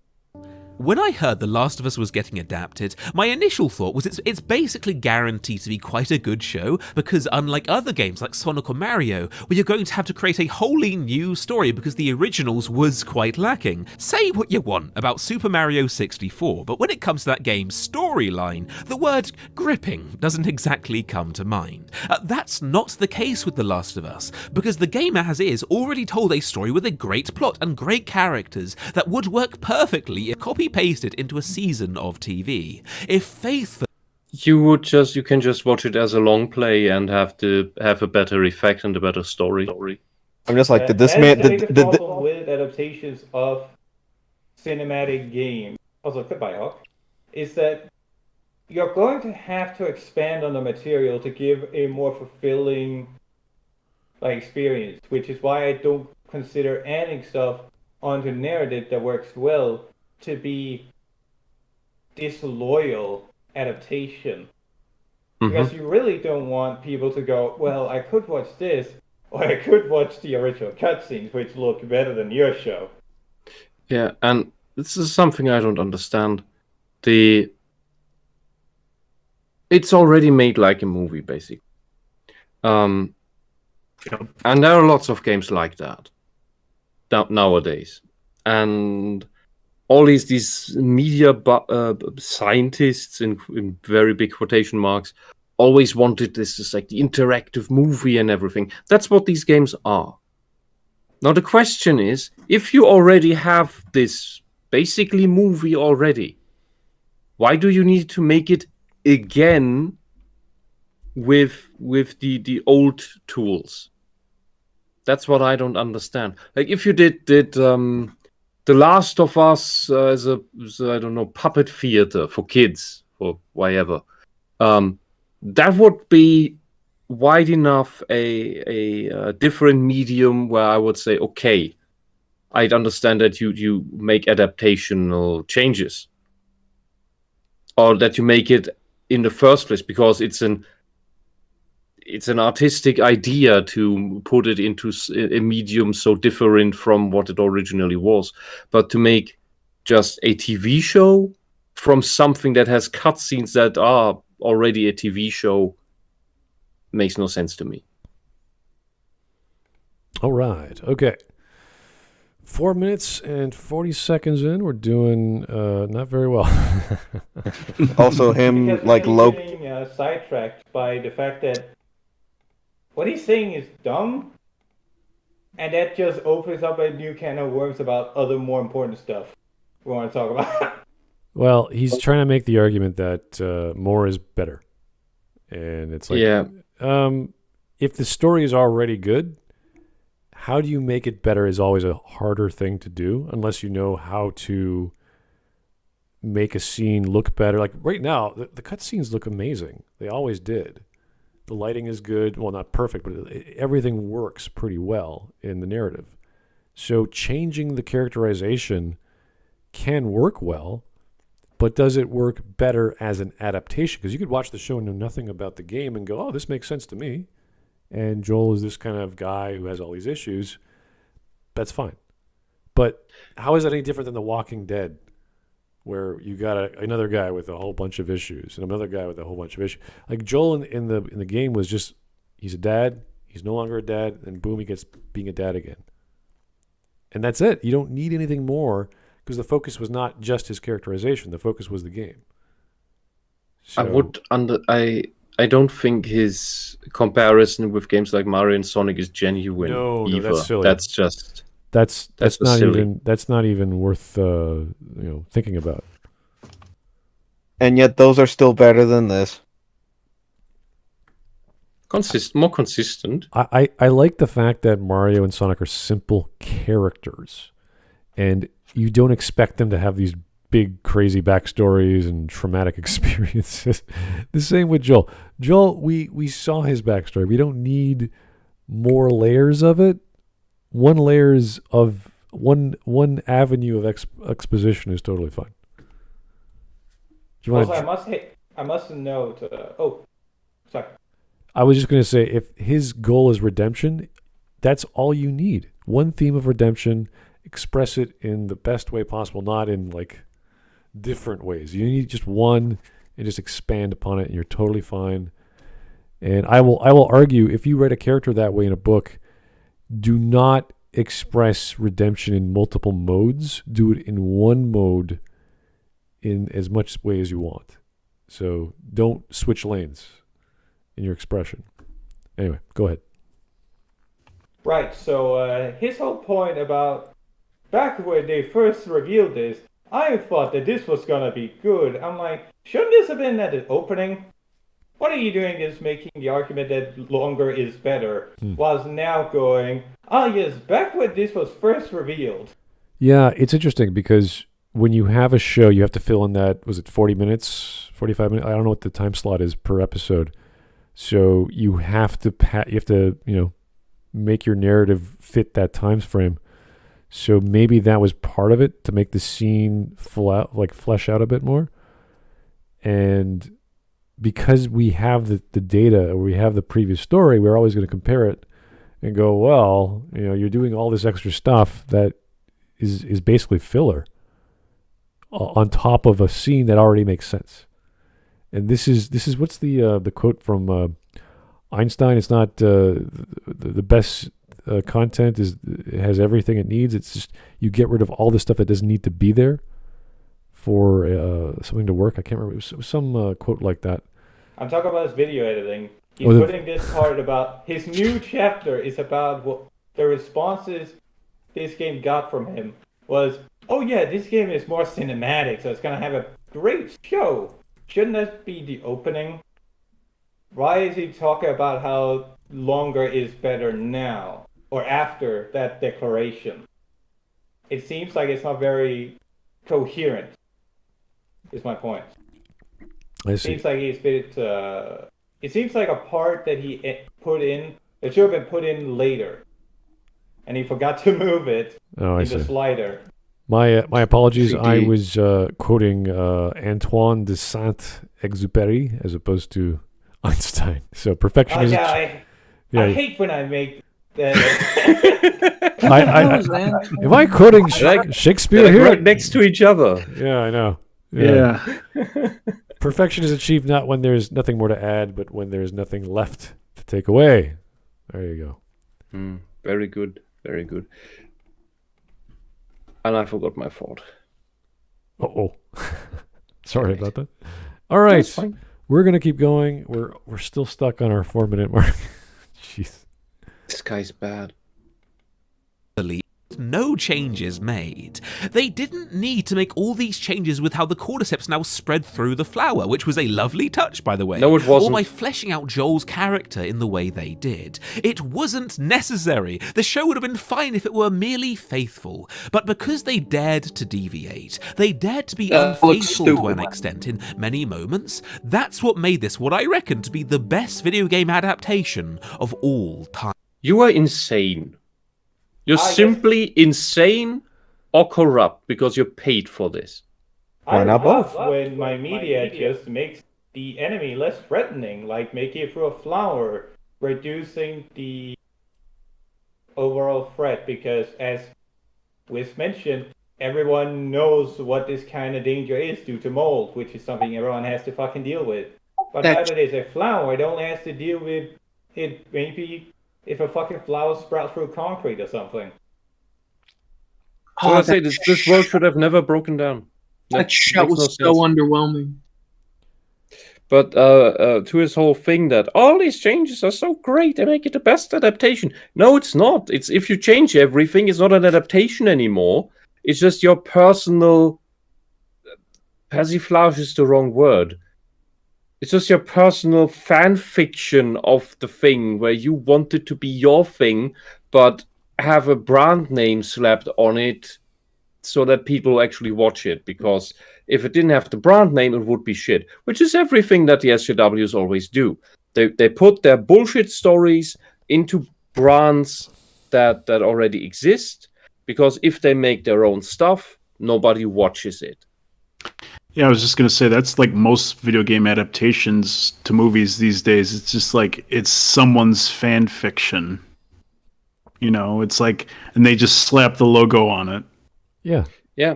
And Druckmann managed to get a full control of this brand.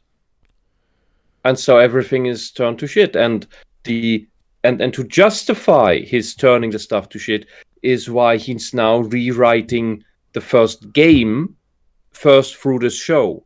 And if possible, probably through a remaster of the first game that also changes everything to make it then canonically fitting with his second game. That will eventually happen if he has the money left for it. And we see the same thing happening with Star Wars, where many hoped that they would eventually grow sanity and decanonize the sequel trilogy, but instead they are more and more tying it in. Right, I'm going to release the mic here. Mike, explain why the remaster shit. Oh, why the remaster shit? Oh, no reason, except for the fact that, Last of Us 1 right here. The fact that, buildings are changed. Look nothing like stuff from the original. Well, there's issues of setting, there's issues of characterization, modes of emotion that are suddenly... Oh, right, that and the fact of the fight with one of the cannibals. It was supposed to be a calm-looking scene because, Joel's here to save the day. And then in the remaster, everything's on fire in the background. Oh, does this feel calming to you? Does this feel like Joel's going to save the day? I don't think so. Yeah, so scenes were changed, for sure. Tell them about the doctor scene. Remember that one? Oh, right, That's the one I want you to tackle.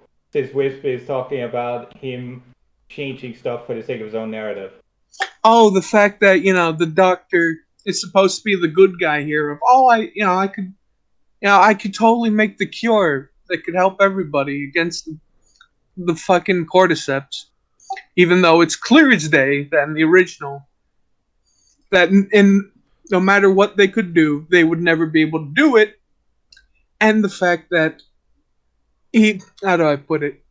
The only reason he was changed to be that way is because, hey, look at this person in the new sequel. Don't you feel bad for killing that doctor now? Don't you feel bad for not killing this child?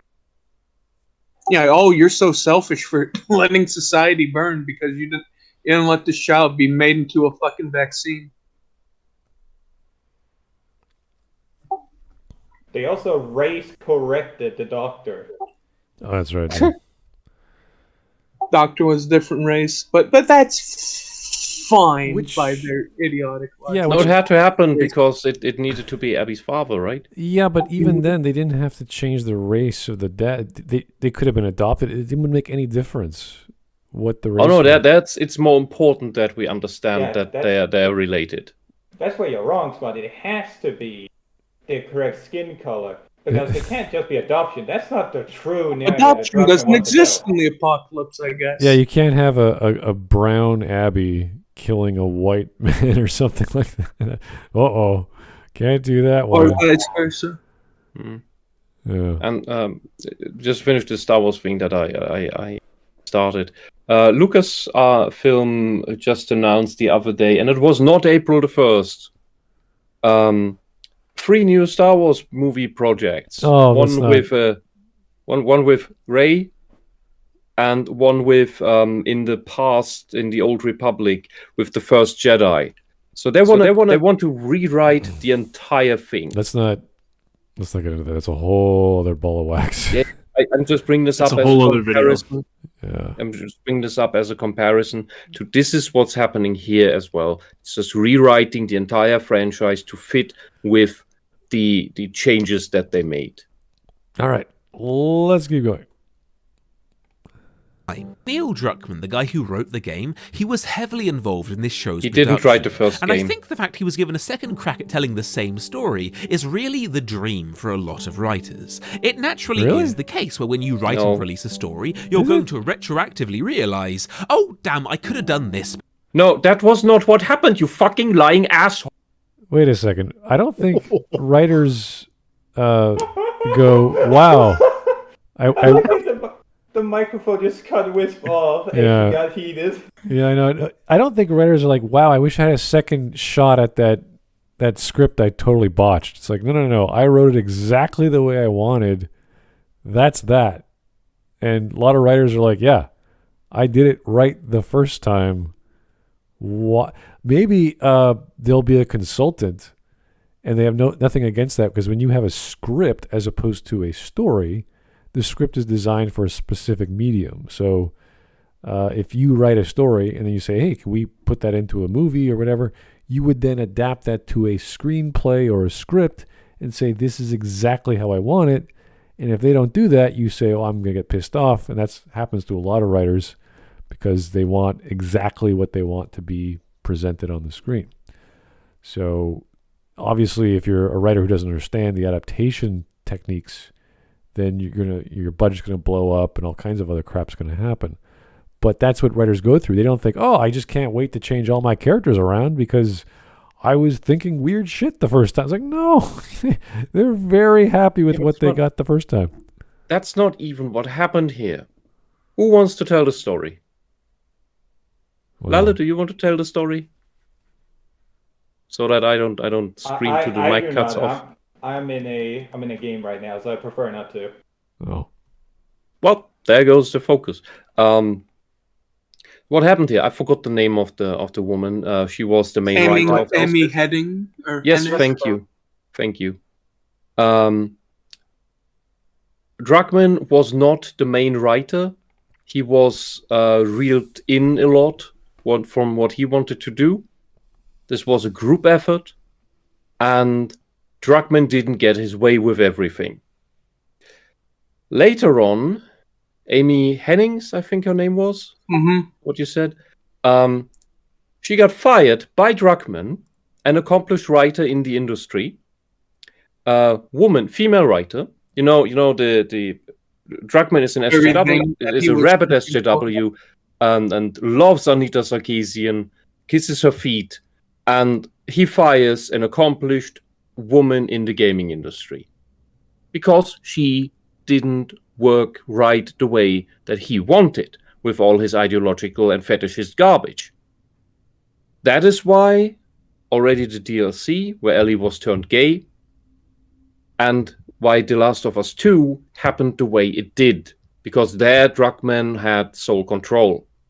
And now since he has sole control now, he can rewrite the first thing the way he wants.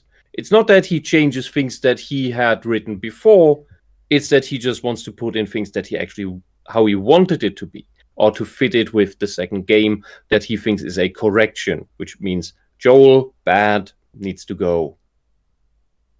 And we need more gay stuff, and we need more communism. Because he's insane. All these people are insane. But I guess it was her dream to be a good writer that gets booted off of a series, isn't it? What? All right. Let's keep going. Hopefully, I guess we can go for another minute. What a missed opportunity. If only I could go back in time and fix it. That's the case with this channel. Every time I see any old video of mine, I cringe with self-hate because of the obvious ways I could have made those videos better. Inevitably, I'll see this one in 2 years' time and cringe at this too for the same reasons. This is a rare time where a creator gets a chance to revisit a creation 10 years later and apply not just the many lessons they've learnt on the craft since then, but for that entire decade, that story has been mulling over in their brain with all kinds of insights on small little things that could have been just that teeny little bit better if given a bit more foreshadowing over here, or a little bit more optimization to the characterization. So he's just rambling on. Short of it, this guy's a liar. He at least lies by omission about what is going on and interpreting his headcanon into what happened. Yeah, I don't think writers... But that, or he knows what happened and is deliberately lying about it because, well, he can't speak the truth. Well, he's just speculating about what writers think. It's like, no, they don't all think this way. Any writer would be, happy to hear, wow, you want to turn my story into another thing. Fantastic. How are you going to do that? It's my baby. Don't do this. Don't do that. Maybe touch this. Like, they're going to be very particular. And to argue, there are authors who say, like, yeah, that first book I released, I would rather have that never had happened, even though it started my career. But it's bad, and I wouldn't know how to write it better anyway, so just forget about it. Yeah. Neil Stephenson isn't like that about The Big U, for example, which I find very amusing when I first read it. Yeah, but to argue that, I can't wait to have a second crack changing the narrative, it's like, oh, really? I don't know. So this is a very subjective interpretation of what writers want. So, yeah, if someone's going to throw money at you to make the thing that you made 10 years ago or whatever, it's like, yeah, sure, let's do it. But why do you think so many of these adaptations or projects never see the light of day? Like, how many times have you heard the Mass Effect series is going to be a thing? And then look what happens to Halo and all these other weird adaptations that they just are absolute. Like, look at I would say maybe the Resident Evil films are its own beast because it's Resident Evil and you could do all kinds of schlocky. So they're worse than Uwaball. maybe. I don't know how to compare the two, but they have their own. It's its own universe, right? It's no longer related to the games in the way that it's the Resident Evil live action movies are essentially a glorified fan fiction. Yeah. A Mary Sue fan fiction that the director films with his wife. Well, to be fair, technically she wasn't his wife until like the third movie, but yes, essentially yes, you're right. The Resident Evil movies were an omen. Yeah, I don't know. They were the beginning of the end. They were the beginning of the end. Yeah. Explains the Monster Hunter movie. It does sound weird when you say, "Oh yeah, it was by the third movie. It was his wife." Yeah. All right, then I could change it to lover. Still the same thing. Yeah, I think they were dating by the time the second movie came out. Yeah, that makes the entire fuck the second movie. Weird Yeah, and Paul Anderson's a fucking pervert too. Okay. He is. Anyway. He is. Yeah, it's its own thing. Like, once you see those popularity of those things work out, and is it Johansson? Is she the lead? I can't remember, who was it. Mila Jovovich. Mila. Sorry. Yeah. So she's a great actress. Don't get me wrong, but it's not in those movies. Yeah. It's taking the horror genre and just like, hey, that's where it was born. It was born in film. Let's just do our own thing. It's like, oh, it's not the same anymore. So, is it fair? I guess. I don't know. But is the quality the same? Absolutely not. No. Also, as a quote-unquote budding writer, I do find it very questionable that he's just going to cover it over saying that, I guess all writers are biting at the bits to correct or to take another shot at completely rewriting their works. Yeah. That's usually not what they do. They're usually, as you mentioned, small, tiny bits that could be improved to an overall product that they will leave all the same. As you mentioned earlier, perfection is when you can't take something away. That's usually where they want to go. Like something that's too much or too little, whatever. They're usually not going, oh yeah, I can't wait to rewrite the entire story to fit my what? Which is what Neil Druckmann did. It's kind of interesting because there are stories of authors who, after they write their books, they never want to read them or they don't care to because they've sort of got that off their chest. They say, I expressed myself, I don't want to see that again. Whereas other authors write for themselves. So they want to make the perfect story for themselves and not anyone else. And that could be a good or bad thing. So, again, I don't want to because anyone could be a writer for any kind of reason. And to say that, writers would jump at the chance to, it's like, no. They don't, some of them won't even care. It's like, I don't care. You're going to give me money, sure, but I don't really give a shit. Or don't touch a damn thing. And Harlan Ellison is a great example of him just spitting out amazing writing for, let's say, Star Trek. And the version they got was the version he hated, which was the best episode of the original Star Trek, which is the City on the Edge of Forever episode, which everyone loved. And he hated it because it was nowhere near as good as his original draft. So, yeah, every writer's different. So, anyway, let's just keep going. Let's also not forget that if you write something and then reread it the next day, you are in no state to judge its quality. Because... What? What? Why? That makes no sense. Can I hear that again? Can I hear that again? Sure, yeah, that was a weird one. I think my brain just fried. Optimization to the characterization over there. Let's also not forget that if you write something and then reread it the next day, you are in no state to judge its quality. Because you're so close to the work, you are unable to view it with the fresh eyes needed. Okay. No, you fucking asshole. That makes no sense. That is the very fresh eyes you need. That is how you do it. That is how you improve your draft from yesterday. Yeah, this is... Smut, emergency exit. We need to drop this guy. Yeah, this guy is insane. He's dumb. He's an idiot. He's wrong. He's insane, and he is probably the sadist I believe him to be. So this is the ongoing joke I have. You write a story, or you write part of a story at 11 at night. You're like, oh, this is going to be amazing. This is awesome. This is fantastic. I love it. I'm going to be great. You go to bed. You wake up the next morning. You reread what you wrote, and you go, what was I smoking? This is absolute garbage. Like, this happens so often. Yeah, you do that with normal writing, with stories, with scripts, with poems, with songs, with everything. Yeah. Just from my personal experience, showing somebody, even somebody that's very vocal about your work, showing fresh eyes a product does not mean anything. It literally means fucking nothing. Yeah, the argument is, I always say you need an editor. Every writer needs an editor, even though you can evaluate your own work just fine. The editor is more of an objective actor in your work. But you still need a good editor. He can't just be some random guy who doesn't know writing. He has to know what makes a good story. And if you look at this stuff and you go, well, you wrote the letter F 27 times in a row, and then you skipped the carriage returns 7 times. Like, what is this? Is this a story, or are you just like smashing the keyboard?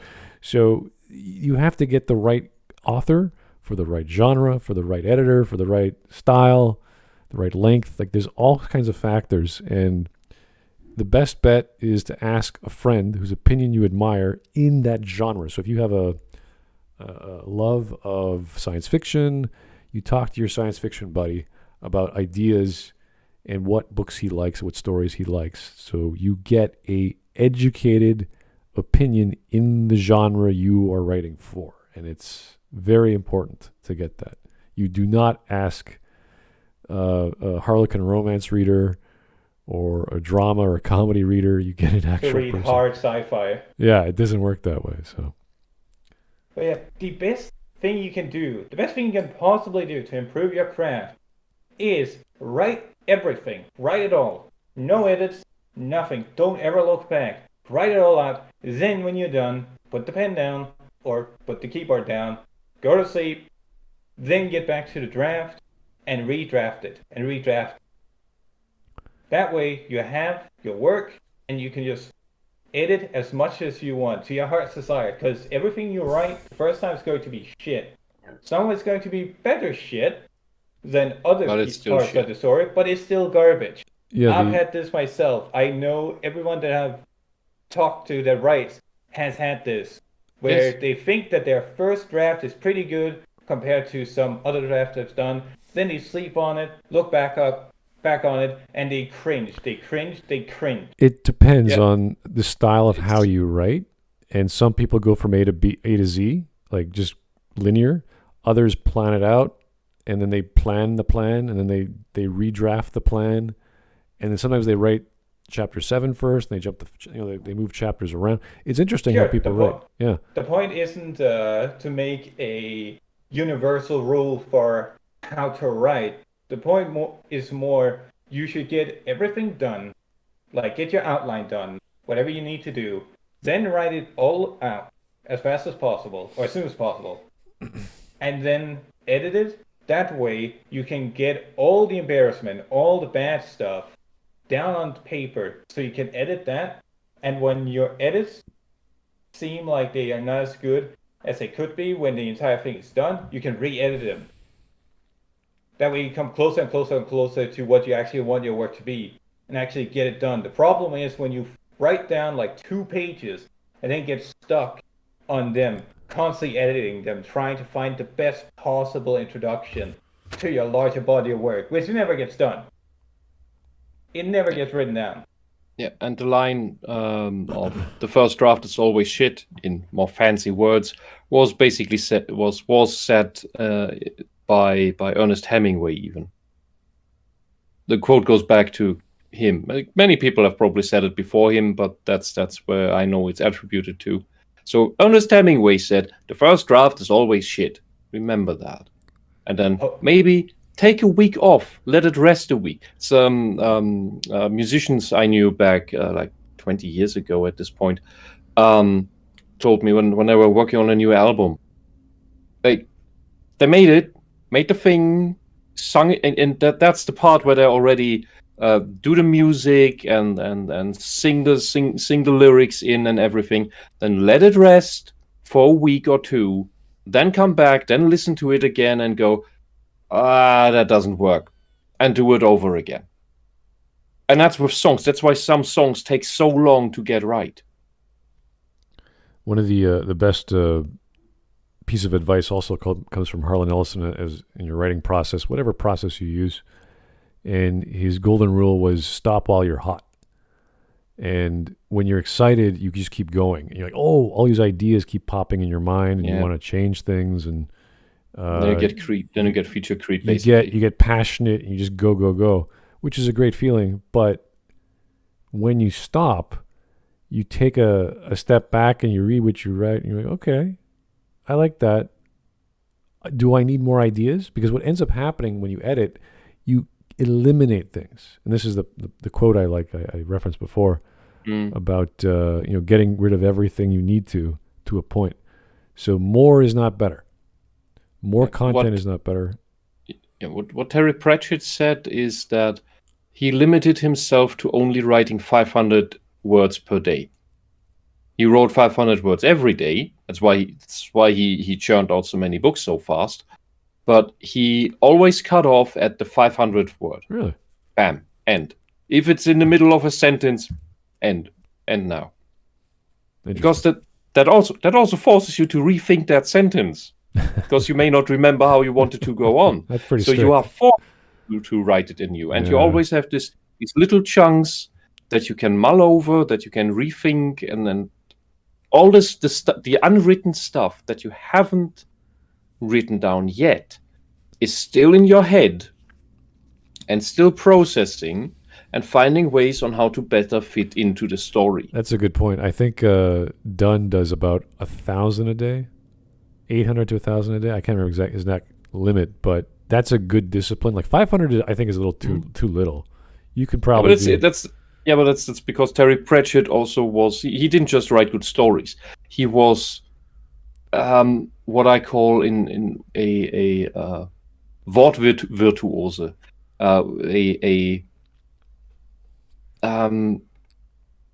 God, how would I say this in English? A word artisan. I see. Like his writing is crafted in a way where every sentence or almost every sentence is so well placed, so well crafted that there are jokes in between the lines. There are grammar jokes that elude most people. And all of these things are in there. And that's a level of quality you get more the less you write per day. That's just the quality thing. Like if Dunn gets really good with writing, maybe he can develop that skill as well, and then he might also reduce the number of words he writes. I don't know. Yeah, it's interesting. Yeah, we asked him about that. Anyway, guys, after I heard this from this guy, I think I agree with Lal, and we're not gonna. if he's at that point, honestly, we have nothing to gain from him but lose brain cells. Yeah, this is just pure insanity. This guy is purely dumb, insane, and a pretentious. He's a fraud. He's making up. This man is a fraud. He's rationalizing whatever thought he has with nonsense. He's lying about the craft. To justify. And this guy has almost 1 million subscribers. That is insane. Yeah, it's a bit weird, and I don't know. These people on YouTube, they just keep churning out the same crap, and it's bad ideas, it's bad suggestions. Anyone who's probably followed my channel is interested in some capacity of storytelling, whether you're a writer or viewer, and this is not how you do it. Speaking of accident, you know what I mean when I say put the keyboard down. Push it away from you. Lock it away. Whatever you need to do. Stop writing once you're done with the whole draft. He Walk brings away up from it. he brings up Halo in the last third. You're kidding. He has an God. ad. He has an ad near the 7-minute mark, and it goes up to about like 9 minutes. Halo. Oh God. Wait. You know what? I can stop right here. I'll be fine. I'm good with that. Part 2 is a myth. Yeah, when there was. You seriously want a part 2? I don't. Yeah. I get. No, No, God. This video nuked itself. Just like the Monster Hunter adaptation, where they decided, hey, let's fight the Diablos with a fire enchantment on the double sword. Oh, that was Fuck what you you. thought. That was what you thought was too much, not the whole. That was just a thing? trailer. I saw it in the trailer. I thought this is garbage. All right. That's not how it works. You It was didn't too see much. How to handle the spider from Monster Hunter. I see. Okay. For me, it was too What? much. For me, it was too much that the movie existed at all. Better. Same. Some things are just better left unspoken. All right. I just have a hard time understanding you because of the echo in Lale. That's all. Okay. We can get Lala Mike. It's okay. Anyway, let's get to the stream memes if you guys want to start right now. Please. Okay. Do we have any? Yeah. Yes, We got plenty. some from today from Legacy. I know this is unrated or unrelated to The Last of Us, but if this video was titled after the Ultimates, then perhaps we could have made an exception considering that the MCU was influenced by the comic as well. Okay. And Ultimate Avengers, the movie versus the Ultimates. Oh, wow. Yes, it is better. Interesting. See, this is a great example we should check out if you know the difference, which I don't. So. Also, again, I'll mention. Great. Like that also- movie was fantastic. Also, the I first wish two the Raimi movies. Actual Avengers movie was like that. Not the third, just the first two? Okay. We've talked about Spider-Man 3 before, so what do you think? I'm just asking, making sure. Trigger time. That looks so dumb. That's the What- line. That What is was just the dumb. movie again? Okay, it's a futuristic street light, but it's Oh, still it's a dumb. The street lamp, yeah. Imagine being in a world where you know there are like mimics everywhere, and you just So see it innocuous. passing on the road. Yeah, that lamp I would looks never sus guess that this as might be a hell. transformer. Like, Yeah, Oh, that thing looks no. sus as hell. What a great meme. Who's this from? Oh, okay. Mr. Novus Kaiser. Here we go. Disloyal adaptations are better. Shows the 1999 Godzilla. Godzilla 99, The Witcher Netflix, X-Men Origins Wolverine, Velma, Mario Brothers 93, and Dragon Ball Evolution. Oh. Yep. Yeah, let's not ever talk I mean, about Mario Mario just Brothers redeemed movie- itself. the Mario Brothers movie at least had some sort of weird 80s charm. that. That's true. It was goofy. And then the recent one is a hell of a lot better than the old Mario movie. The Last of Us show has a much better written story than the original game. I think we all know where this is going. You think? Yeah. Come on, don't you want to give up your revenge quest on this guy? That's what I think of whenever this whole shit of just give up last minute on your revenge quest. Oh, I'm sorry. Are we gonna do this for Clockwork for this guy? You know, the mechanical owl that butchers your father and stalks your family for an entire eon. Oh, that's the guy. fucking give you revenge upon. You get an image in the game near the climax showing this motherfucker behind one of your Egyptian ancestors about to fucking murk him. Like, it's one of those things where I think some people have to fucking put their foot down and say, why in God's name should you stop your revenge quest if this guy's the fucker that you're going to be encountering, that you're getting revenge on? I don't think you should stop the revenge. If you're going that far, nah, I think this guy's got to go.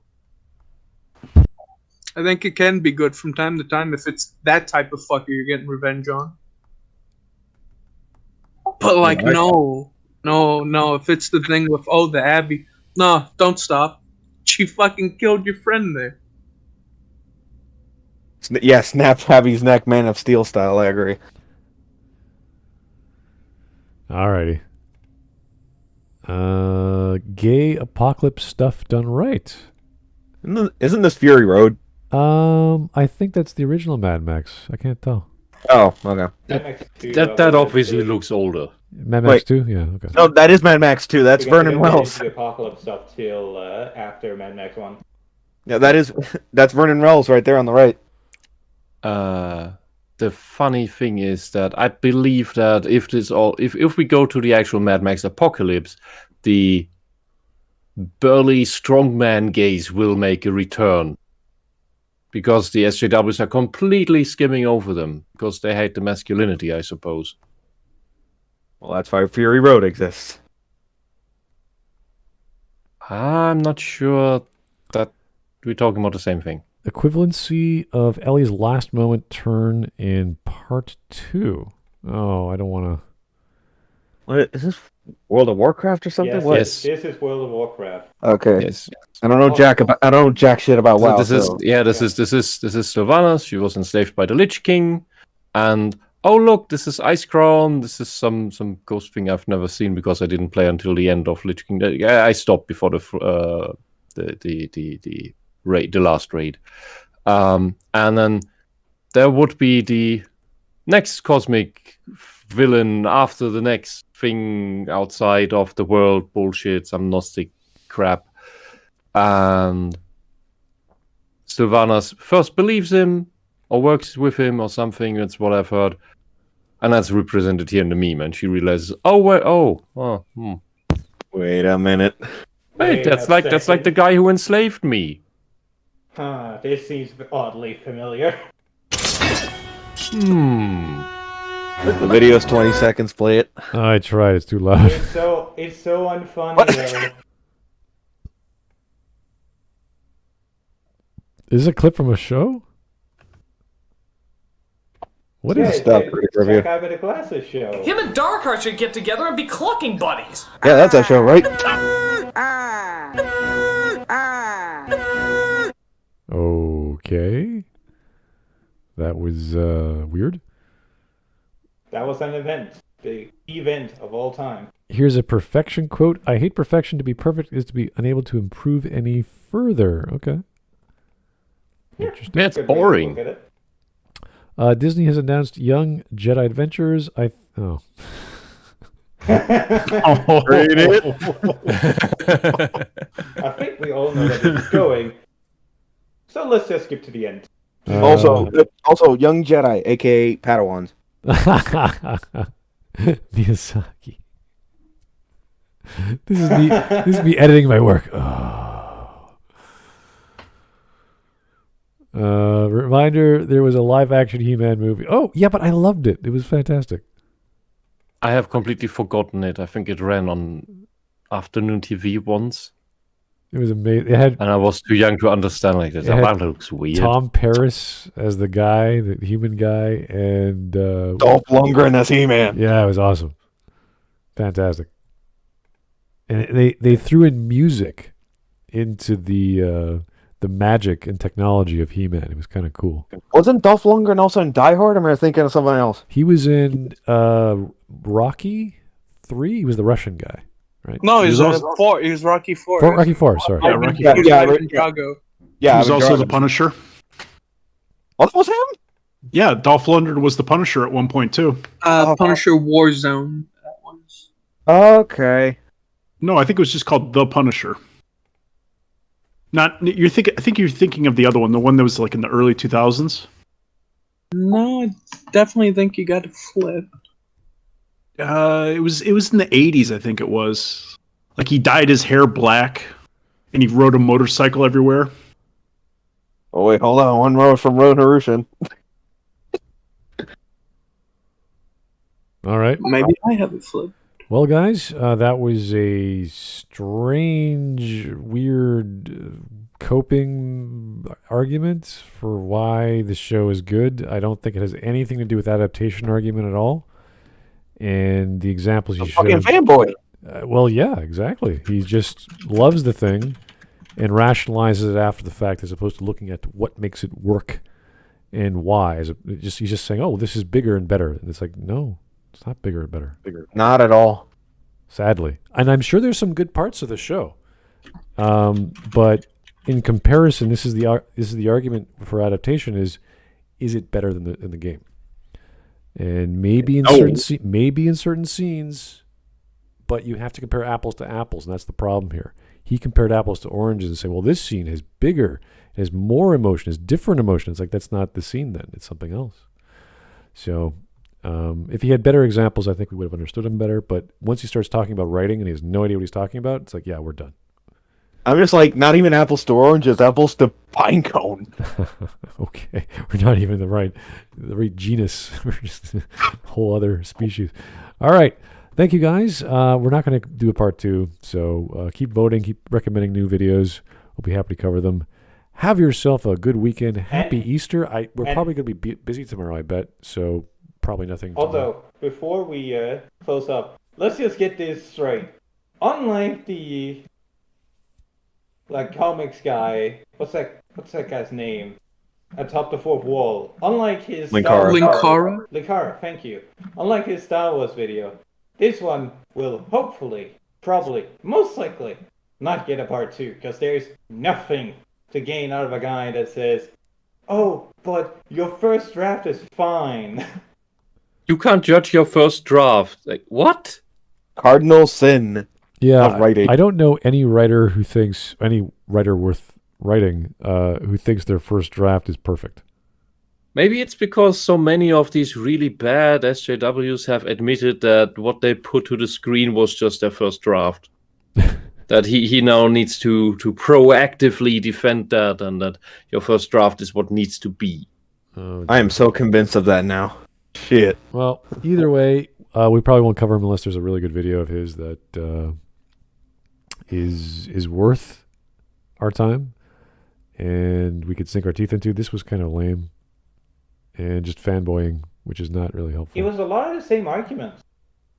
It's good because it has this. It's like, that's not an argument. It's good because it has more. Oh, it apes the original, therefore it's good somehow. Yeah, it's like this sundae has 3 scoops of ice cream as opposed to just one. It's like this, it's bigger. It doesn't mean it's better. So anyway, thank you so much, guys. We'll talk to you soon. Happy Easter. We'll probably not have anything tomorrow because I'm sure most of us will be busy with family and friends and God knows what else. So have yourself a good one. We'll talk to you soon. Good night. Night. Happy Easter.